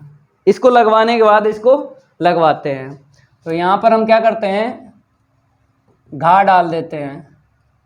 यहाँ पर क्या बताया, सिद्ध कीजिए कि इतना बराबर इतना, तो आपको ये लेके चलना है।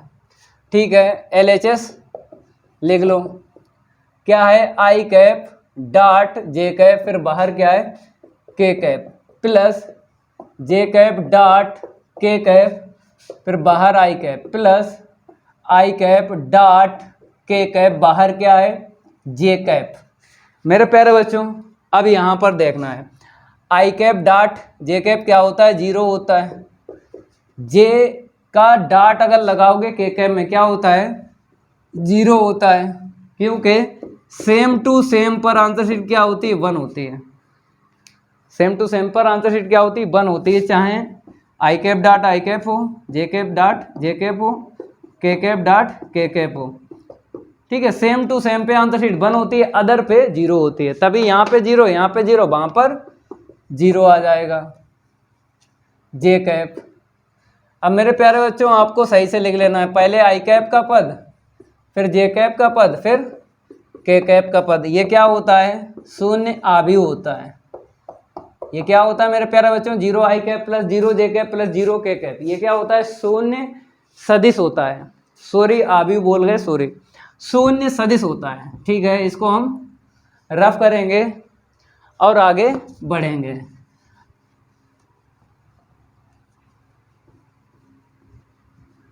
अब यहाँ पर आपको नंबर डाल देना है गा। ठीक है, डाल दिया। यहाँ पर देख लो, रैखिक प्रोग्रामन का है ये प्रश्न। तो सबसे पहले पूरे प्रश्न में देख लो, कहीं ना कहीं अधिकतम या फिर न्यूनतम लिखा मिलेगा। तो यहाँ पर मिला है अधिकतम। सबसे पहले आपको क्या लिख लेना है, अधिकतम जेड का मान।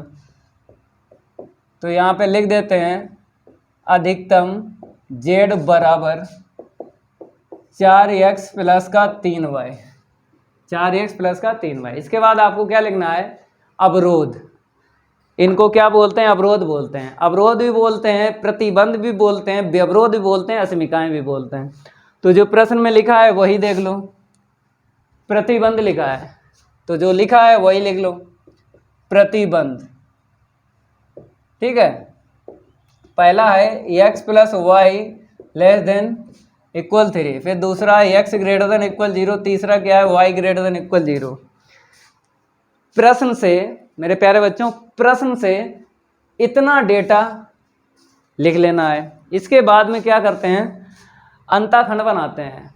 अस्मिकाओं को क्या करते हैं, समीकरण के रूप में लिखते हैं, जिसका अंताखंड बनता है उसका बनाते हैं, जिसका नहीं बनता नहीं बनाते हैं। ठीक है, तो यहाँ पे लिख लो, अस्मिकाओं को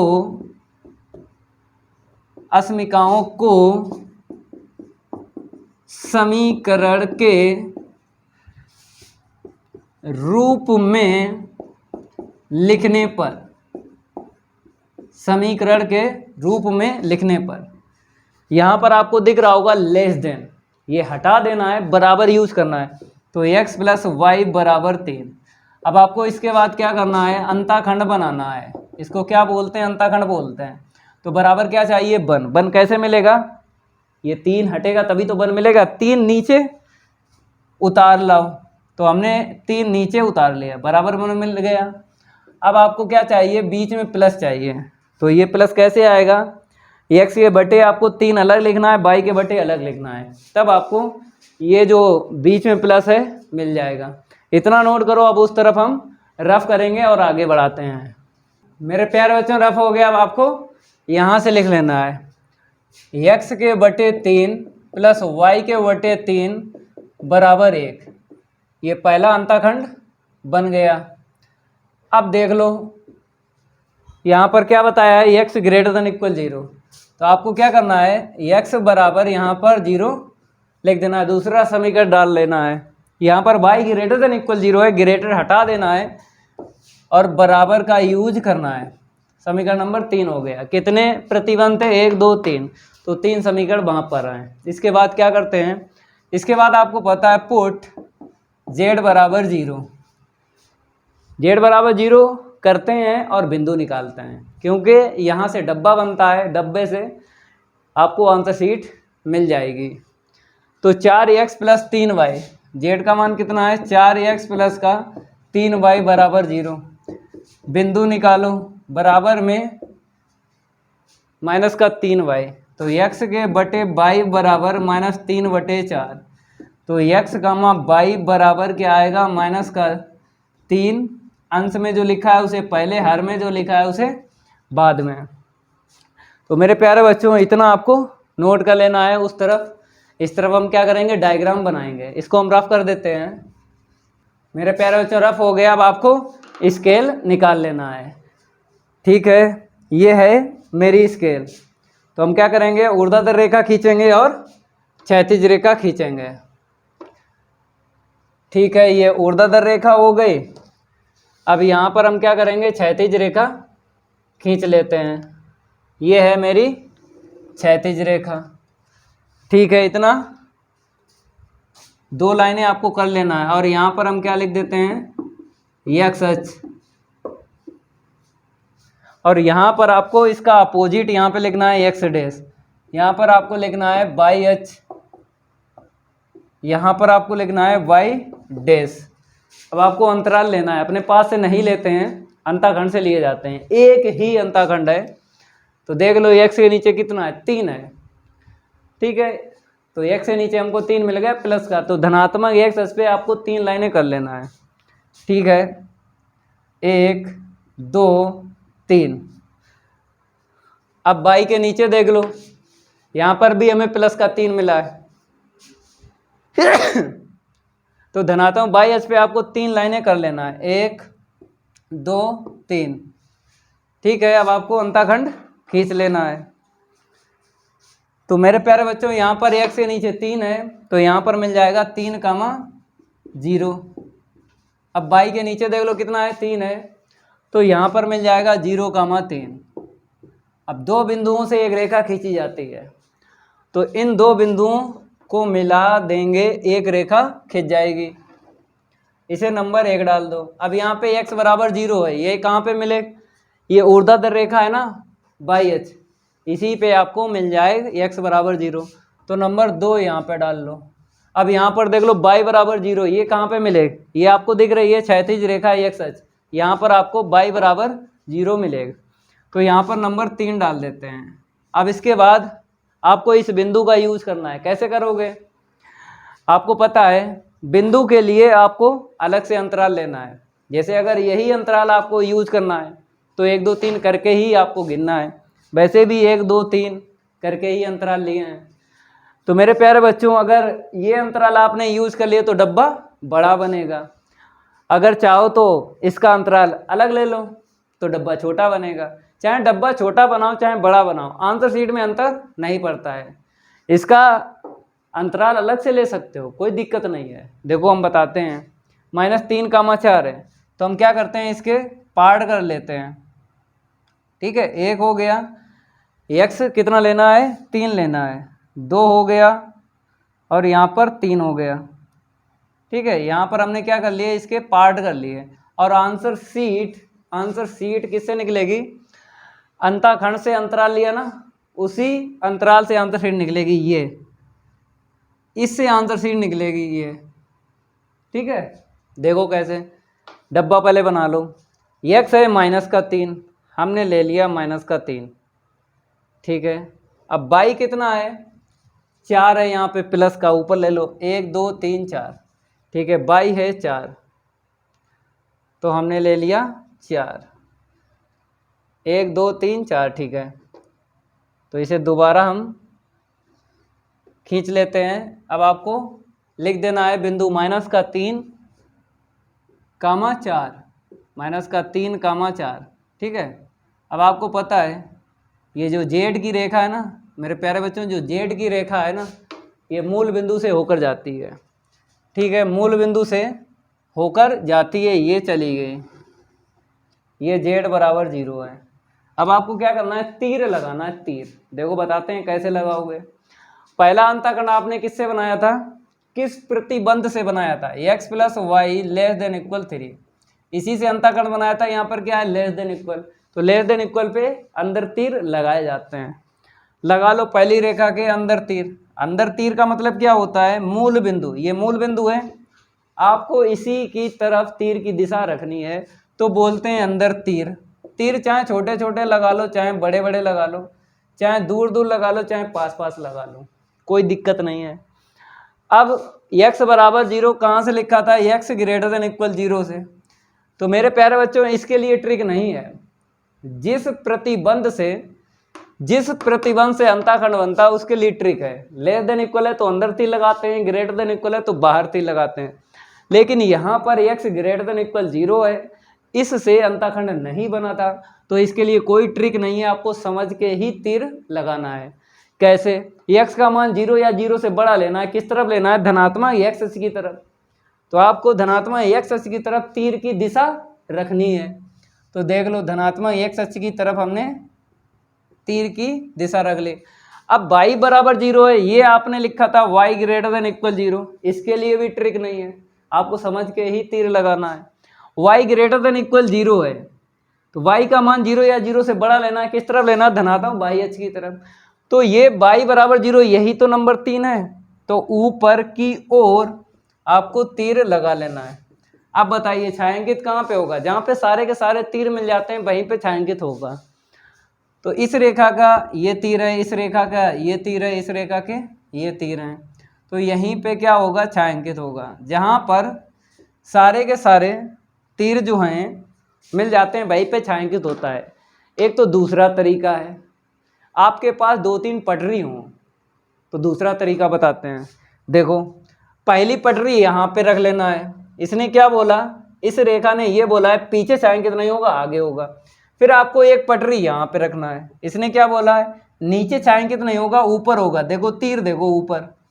फिर इसने क्या बोला है? पीछे छायांकित नहीं होगा, आगे होगा। तो 3 पटरी आपने ऐसे करके रख ली। तो 3 पटरी रख ली, यही तो जगह आपको दिख रही है। तो ऐसे करके आपको जगह मिल जाएगी। पटरी 2-3 होना चाहिए।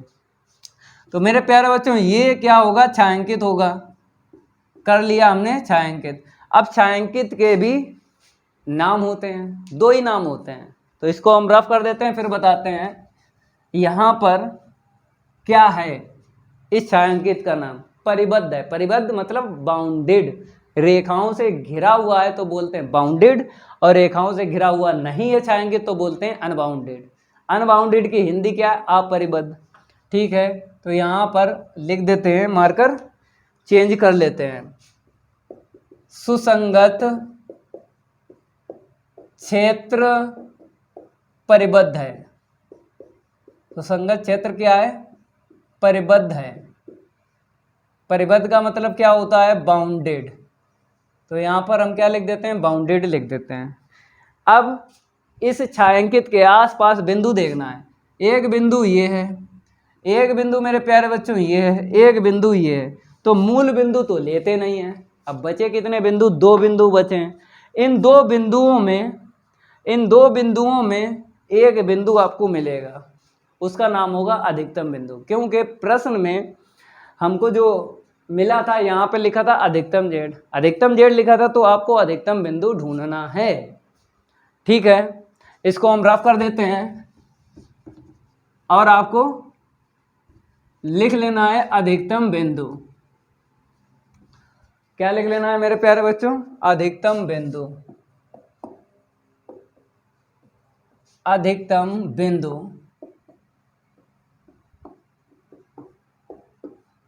अब आपको फिर स्केल उठा लेना है। स्केल उठाने के बाद में जेड वाली रेखा है ना, यहाँ पर रख लेना है और इसको आगे बढ़ाएंगे।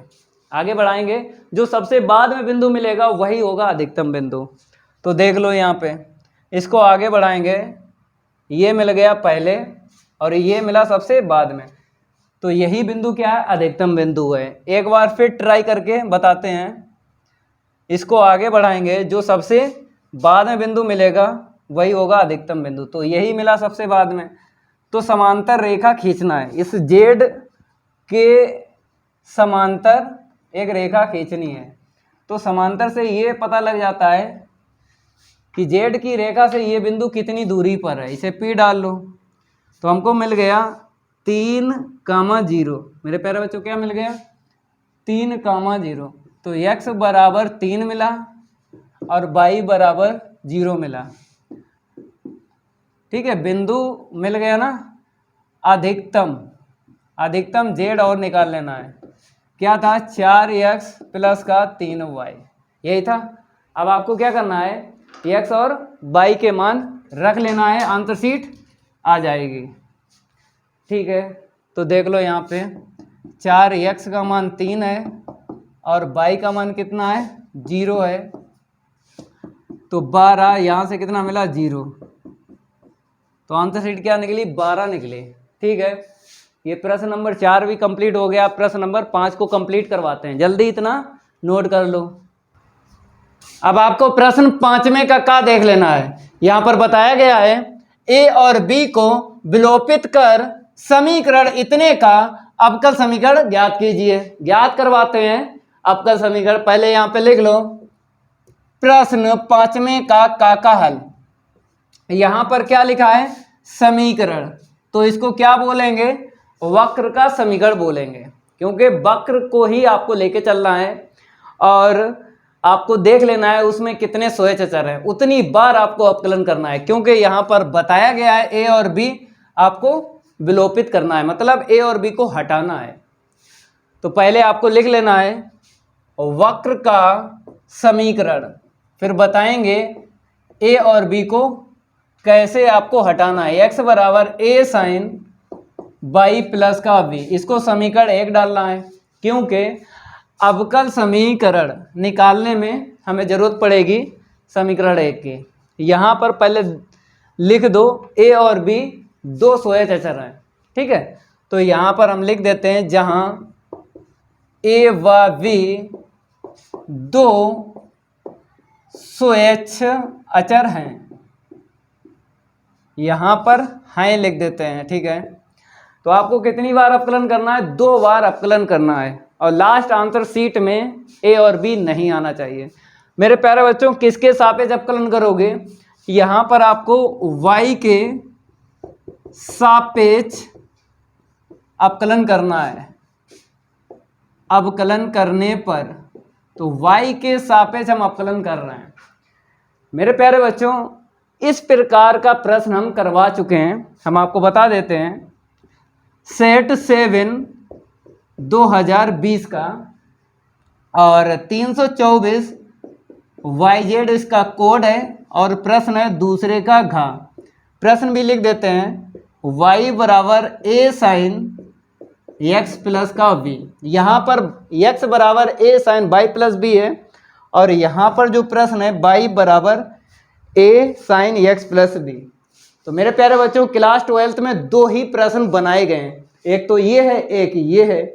तो अगर ये मिल जाए तब आपको x के सापेक्ष अवकलन करना है, क्योंकि y के बराबर आपको देख लेना है चर x में दिया गया है, तो x के सापेक्ष अवकलन करना है। और यहाँ पर देखो x बराबर चर y में है, तो आपको y के सापेक्ष अवकलन करना है। इतनी जानकारी आपको होना चाहिए, ये कहीं ना कहीं नोट कर लो और देख लेना प्ले लिस्ट में।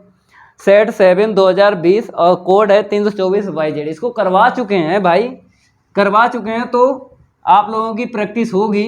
नहीं है तो आपको यहीं पर लिख लेना है, ये प्रश्न लिख लेना, एक ये लिख लेना, और ध्यान रखना है कि किसमें x के सापेक्ष अवकलन होगा, किसमें y के सापेक्ष होगा। अगर x बराबर है तो y के सापेक्ष अवकलन करना है और y बराबर है तो x के सापेक्ष अवकलन करना है।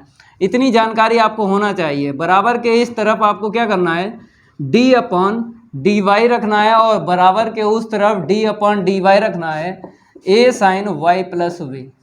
इतना लिखने के बाद में यहाँ पर तो dx अपॉन dy आ जाएगा, a आगे कर लो, साइन का क्या होगा cos y प्लस b। इसका दोबारा करोगे कोण, यहाँ पर आपको दिख रहा है चेंज है चर, यहाँ पे d के पास में y है और यहाँ पे y प्लस b। कहाँ से मैचिंग करते हैं, d के पास में y और यहाँ पर y प्लस b। जब मैचिंग की तो चर चेंज है, दोबारा अवकलन करोगे, y का क्या हो जाएगा 1 और b का 0, क्योंकि y के सापेक्ष अवकलन कर रहे हैं तभी y का 1 हुआ और b का हुआ 0। ठीक है, एक लाइन आगे लिखते हैं, a cos y प्लस का v dx अपॉन dy। एक बार आपको और अवकलन कर लेना है, पूरा ये प्रश्न मिल जाएगा।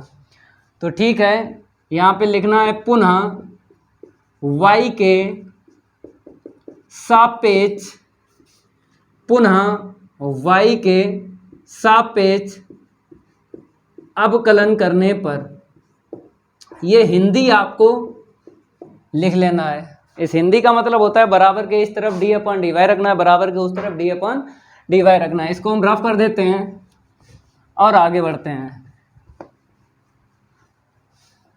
मेरे प्यारे बच्चों, d अपॉन dy बराबर के मेरी तरफ रख लो और बराबर के उस तरफ d अपॉन dy रख लो। यहाँ पे क्या है, a cos y प्लस का b।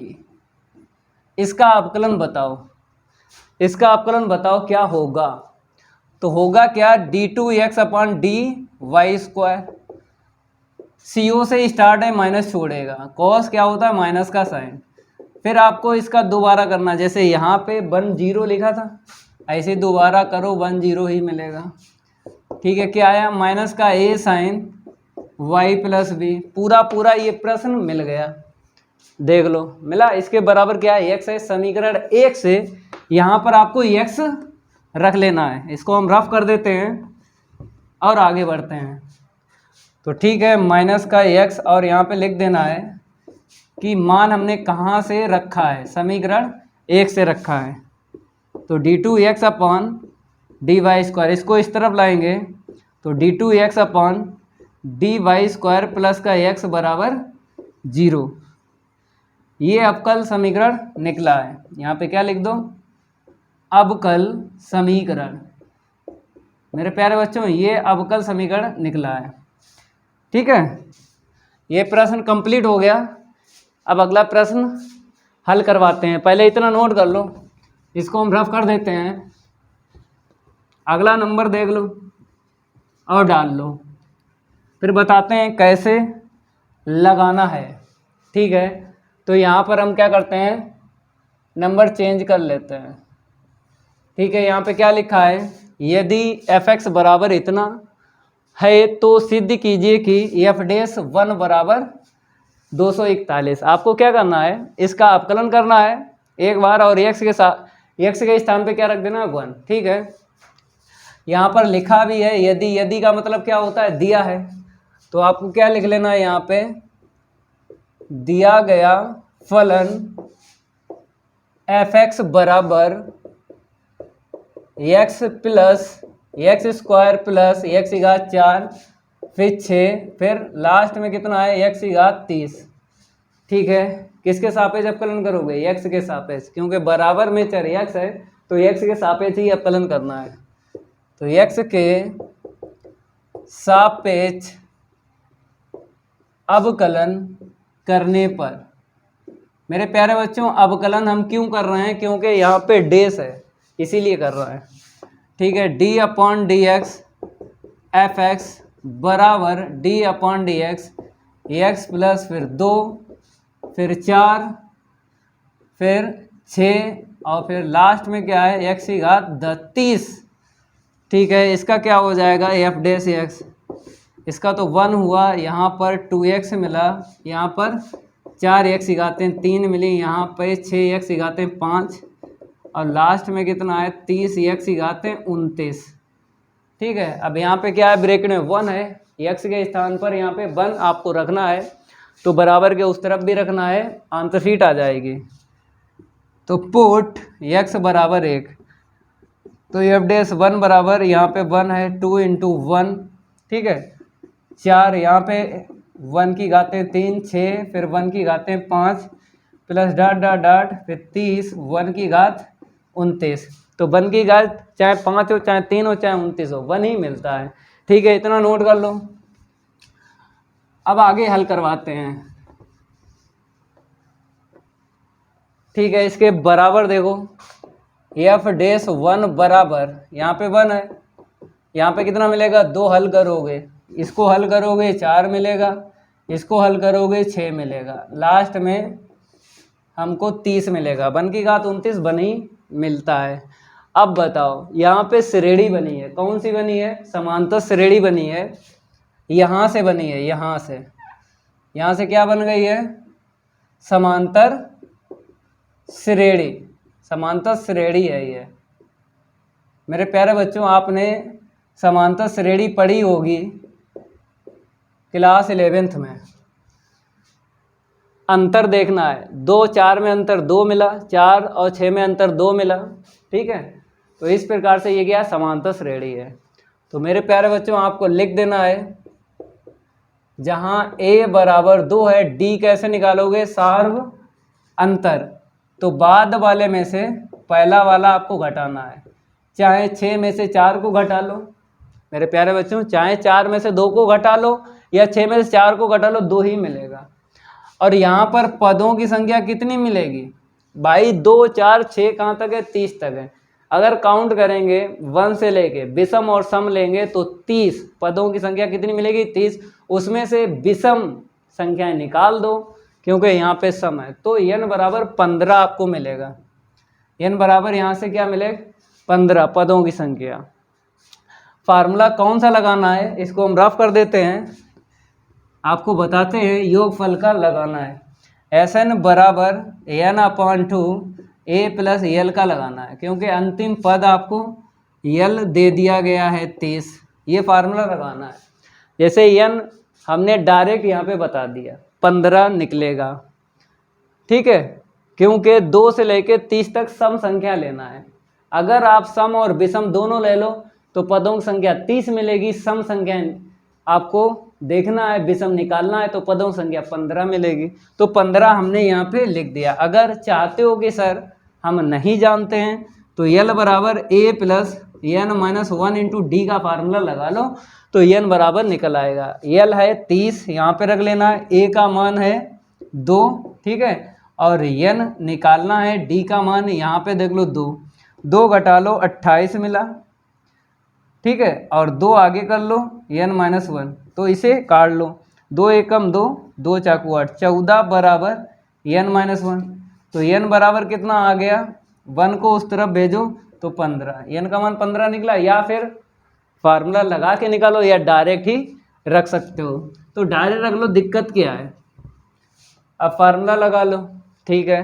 एफ डैश 1 के बराबर आपको लिखना है, 1 को ऐसे ही रखो, plus n/2 a plus L, ये फार्मूला आपको लगाना है क्योंकि एस एन बराबर होता है n/2 a प्लस एल, ये फार्मूला होता है, आपको याद होना चाहिए, ठीक है।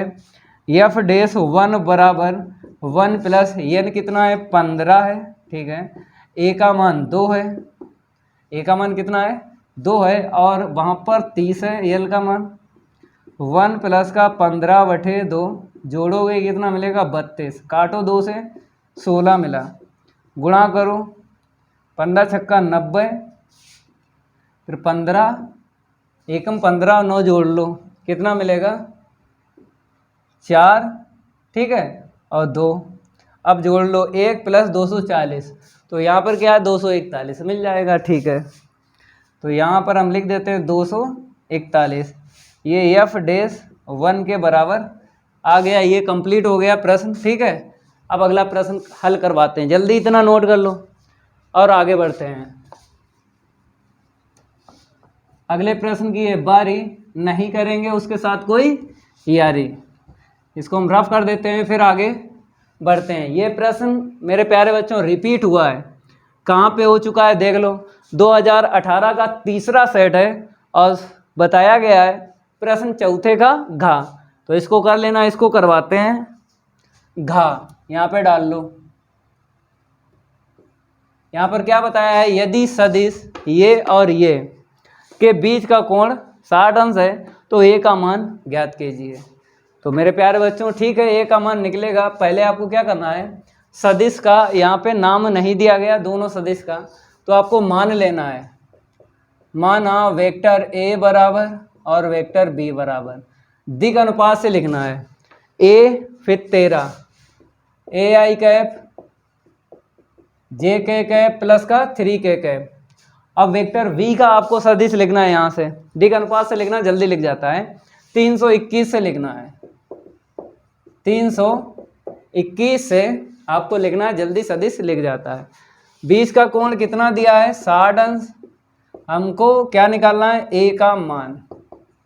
फार्मूला लगा लो, फार्मूला याद होगा, पाठ 10 आपको पढ़ाया था ना सदिश बीजगणित, तो आपको हमने बताया था cos थीटा बराबर क्या होता है, vector a dot vector b upon vector a का मापांक वेक्टर बी का मापांक, ठीक है।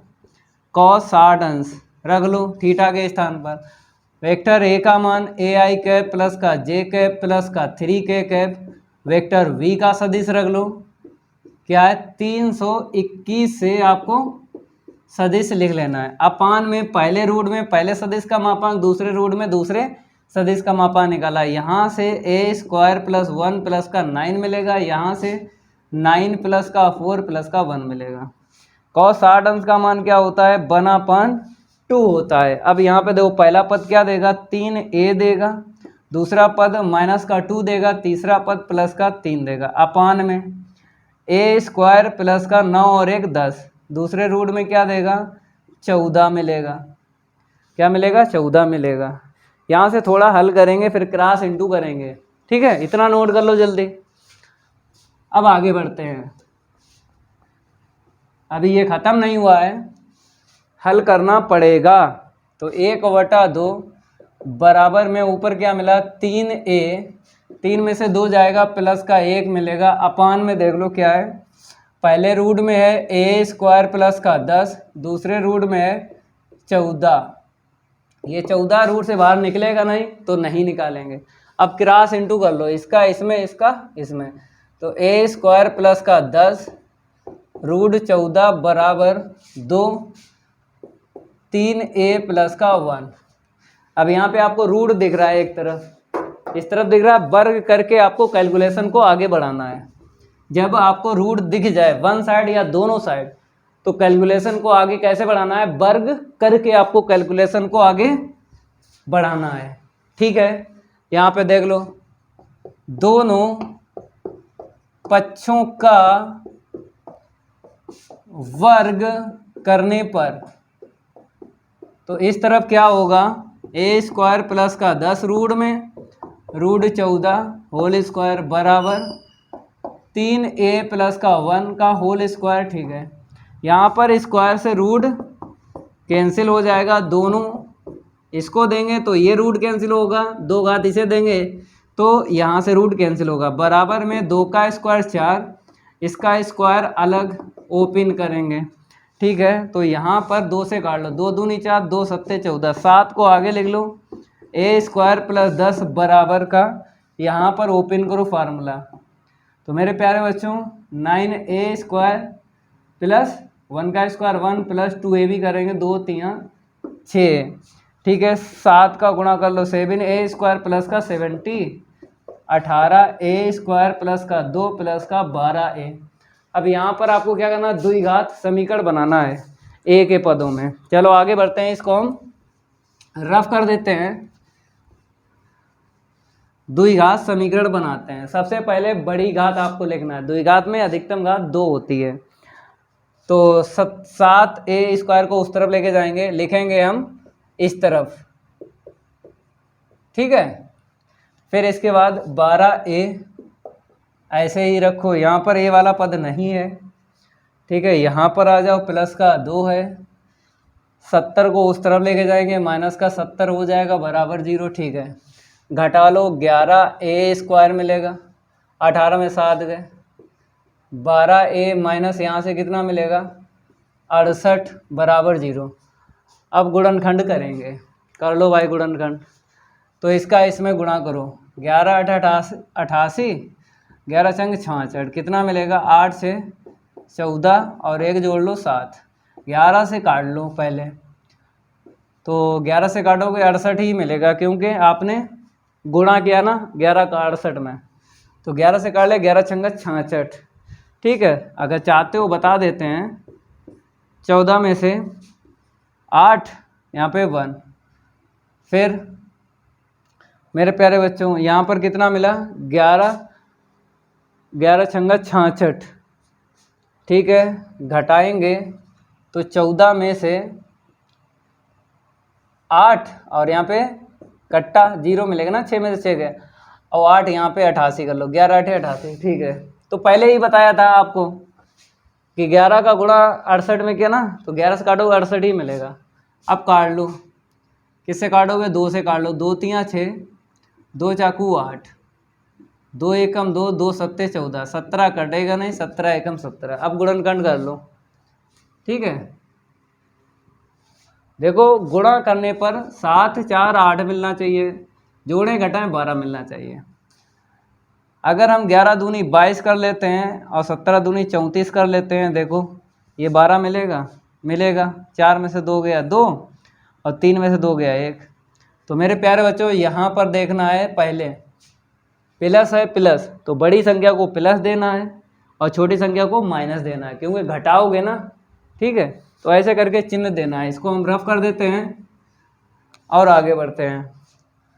तो यहाँ पर 11a स्क्वायर ऐसे ही लिखना है, प्लस का 34 माइनस का 22 माइनस का 68 बराबर 0। मार्कर चेंज कर लेते हैं, यहाँ पर कॉमन ले लो। कॉमन मेरे प्यारे बच्चों क्या मिलेगा बताओ, a मिलेगा a, तो 11a प्लस का 34, यहाँ पर 2 कॉमन ले लो माइनस का, 2 एकम 2, 2 एकम 2 प्लस 2 3 6, 2 चाकू 8 बराबर 0। ठीक है, आगे बढ़ते हैं। बहुत महंगा भाई a का मान निकल रहा है, तो 11a प्लस का 34 और a माइनस का 2 बराबर 0। तो यहाँ से निकालेंगे a का मान -34/11 और यहाँ से निकालेंगे 2। माइनस है तो प्लस आएगा, प्लस है तो माइनस आएगा। ठीक है, ये भी हो गया। अब अगला प्रश्न हल करवाते हैं, जल्दी इतना नोट कर लो। अगले प्रश्न की है बारी, और नहीं करेंगे उसके साथ कोई यारी। थोड़ा इसको रेपिड फायर ले लेते हैं। ठीक है, अगला प्रश्न जो है, नंबर देख लो, अड़ा है अड़ा, तो यहाँ पर हम क्या डालते हैं अड़ा। तो मेरे प्यारे बच्चों यहाँ पर क्या बताया गया, अवकल समीकरण दिया गया, कहता है हल कीजिए। तो एक कोटि एक घात के अवकल समीकरण को हल करने के लिए कितनी विधि हैं, 3 विधि हैं, जिनमें से एक विधि यूज होगी। पहले लिख लो, फिर बाद में बताएंगे कौन सी विधि यूज होगी। तो अब कल समीकरण यहाँ पे लिख लो। तो क्या है dx अपॉन dy प्लस का x बराबर 1। तो मेरे प्यारे बच्चों अगर बात करें पहली विधि चरों को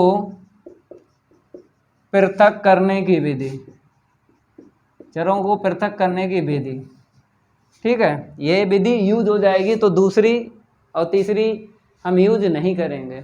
तो x को उस तरफ भेज दो तो 1 माइनस एक्स हो जाएगा, चर एकदम सेपरेट हो जाएंगे, dx से क्रॉस इनटू कर देंगे तो ये विधि यूज हो जाएगी। तो dx upon dy 1 minus x, ठीक है। अब आप कहोगे कि सर यहाँ पर तीसरी विधि भी यूज हो जाएगी, रैखिक अवकल समीकरण, ये भी तो यूज हो जाएगी। चलो भैया इससे भी लगवाते हैं, इससे भी लगवाते हैं। यहाँ पर क्या कर लो, मेथड फर्स्ट डाल लो, ठीक है। इस विधि से लगवाते हैं, फिर रैखिक अवकल समीकरण से लगवाते हैं। ये रैखिक अवकल समीकरण है, दूसरा वाला मैच हुआ है, ठीक है, उससे भी करवाते हैं। पहले यहाँ पर देख लो, चरों को पृथक करने की विधि, चरों को पृथक करने की विधि, ठीक है। 1 माइनस एक्स नीचे ले आओ, बराबर में dy कर लो। अब dy वाला पद इस तरफ लिख लो, ठीक है, dy वाला पद इस तरफ लिख लो, dx का इस तरफ लिख लो, ठीक है। अब आपको क्या करना है, समाकलन करना है दोनों पक्षों का, कर दो। दोनों पक्षों का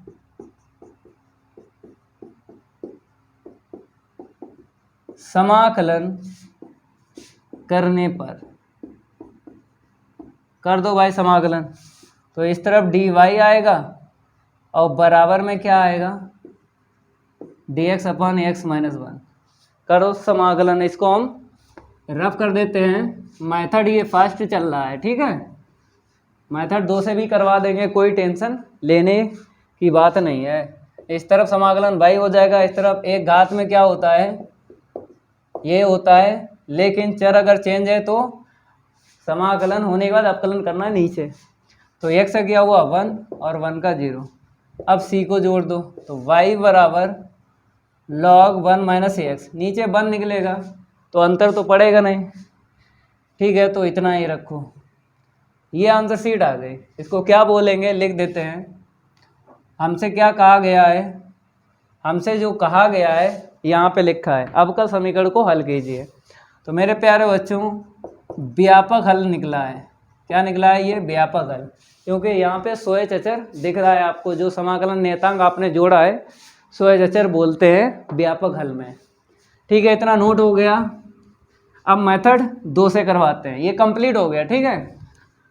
चलो भाई रैखिक अवकल समीकरण से करवाते हैं।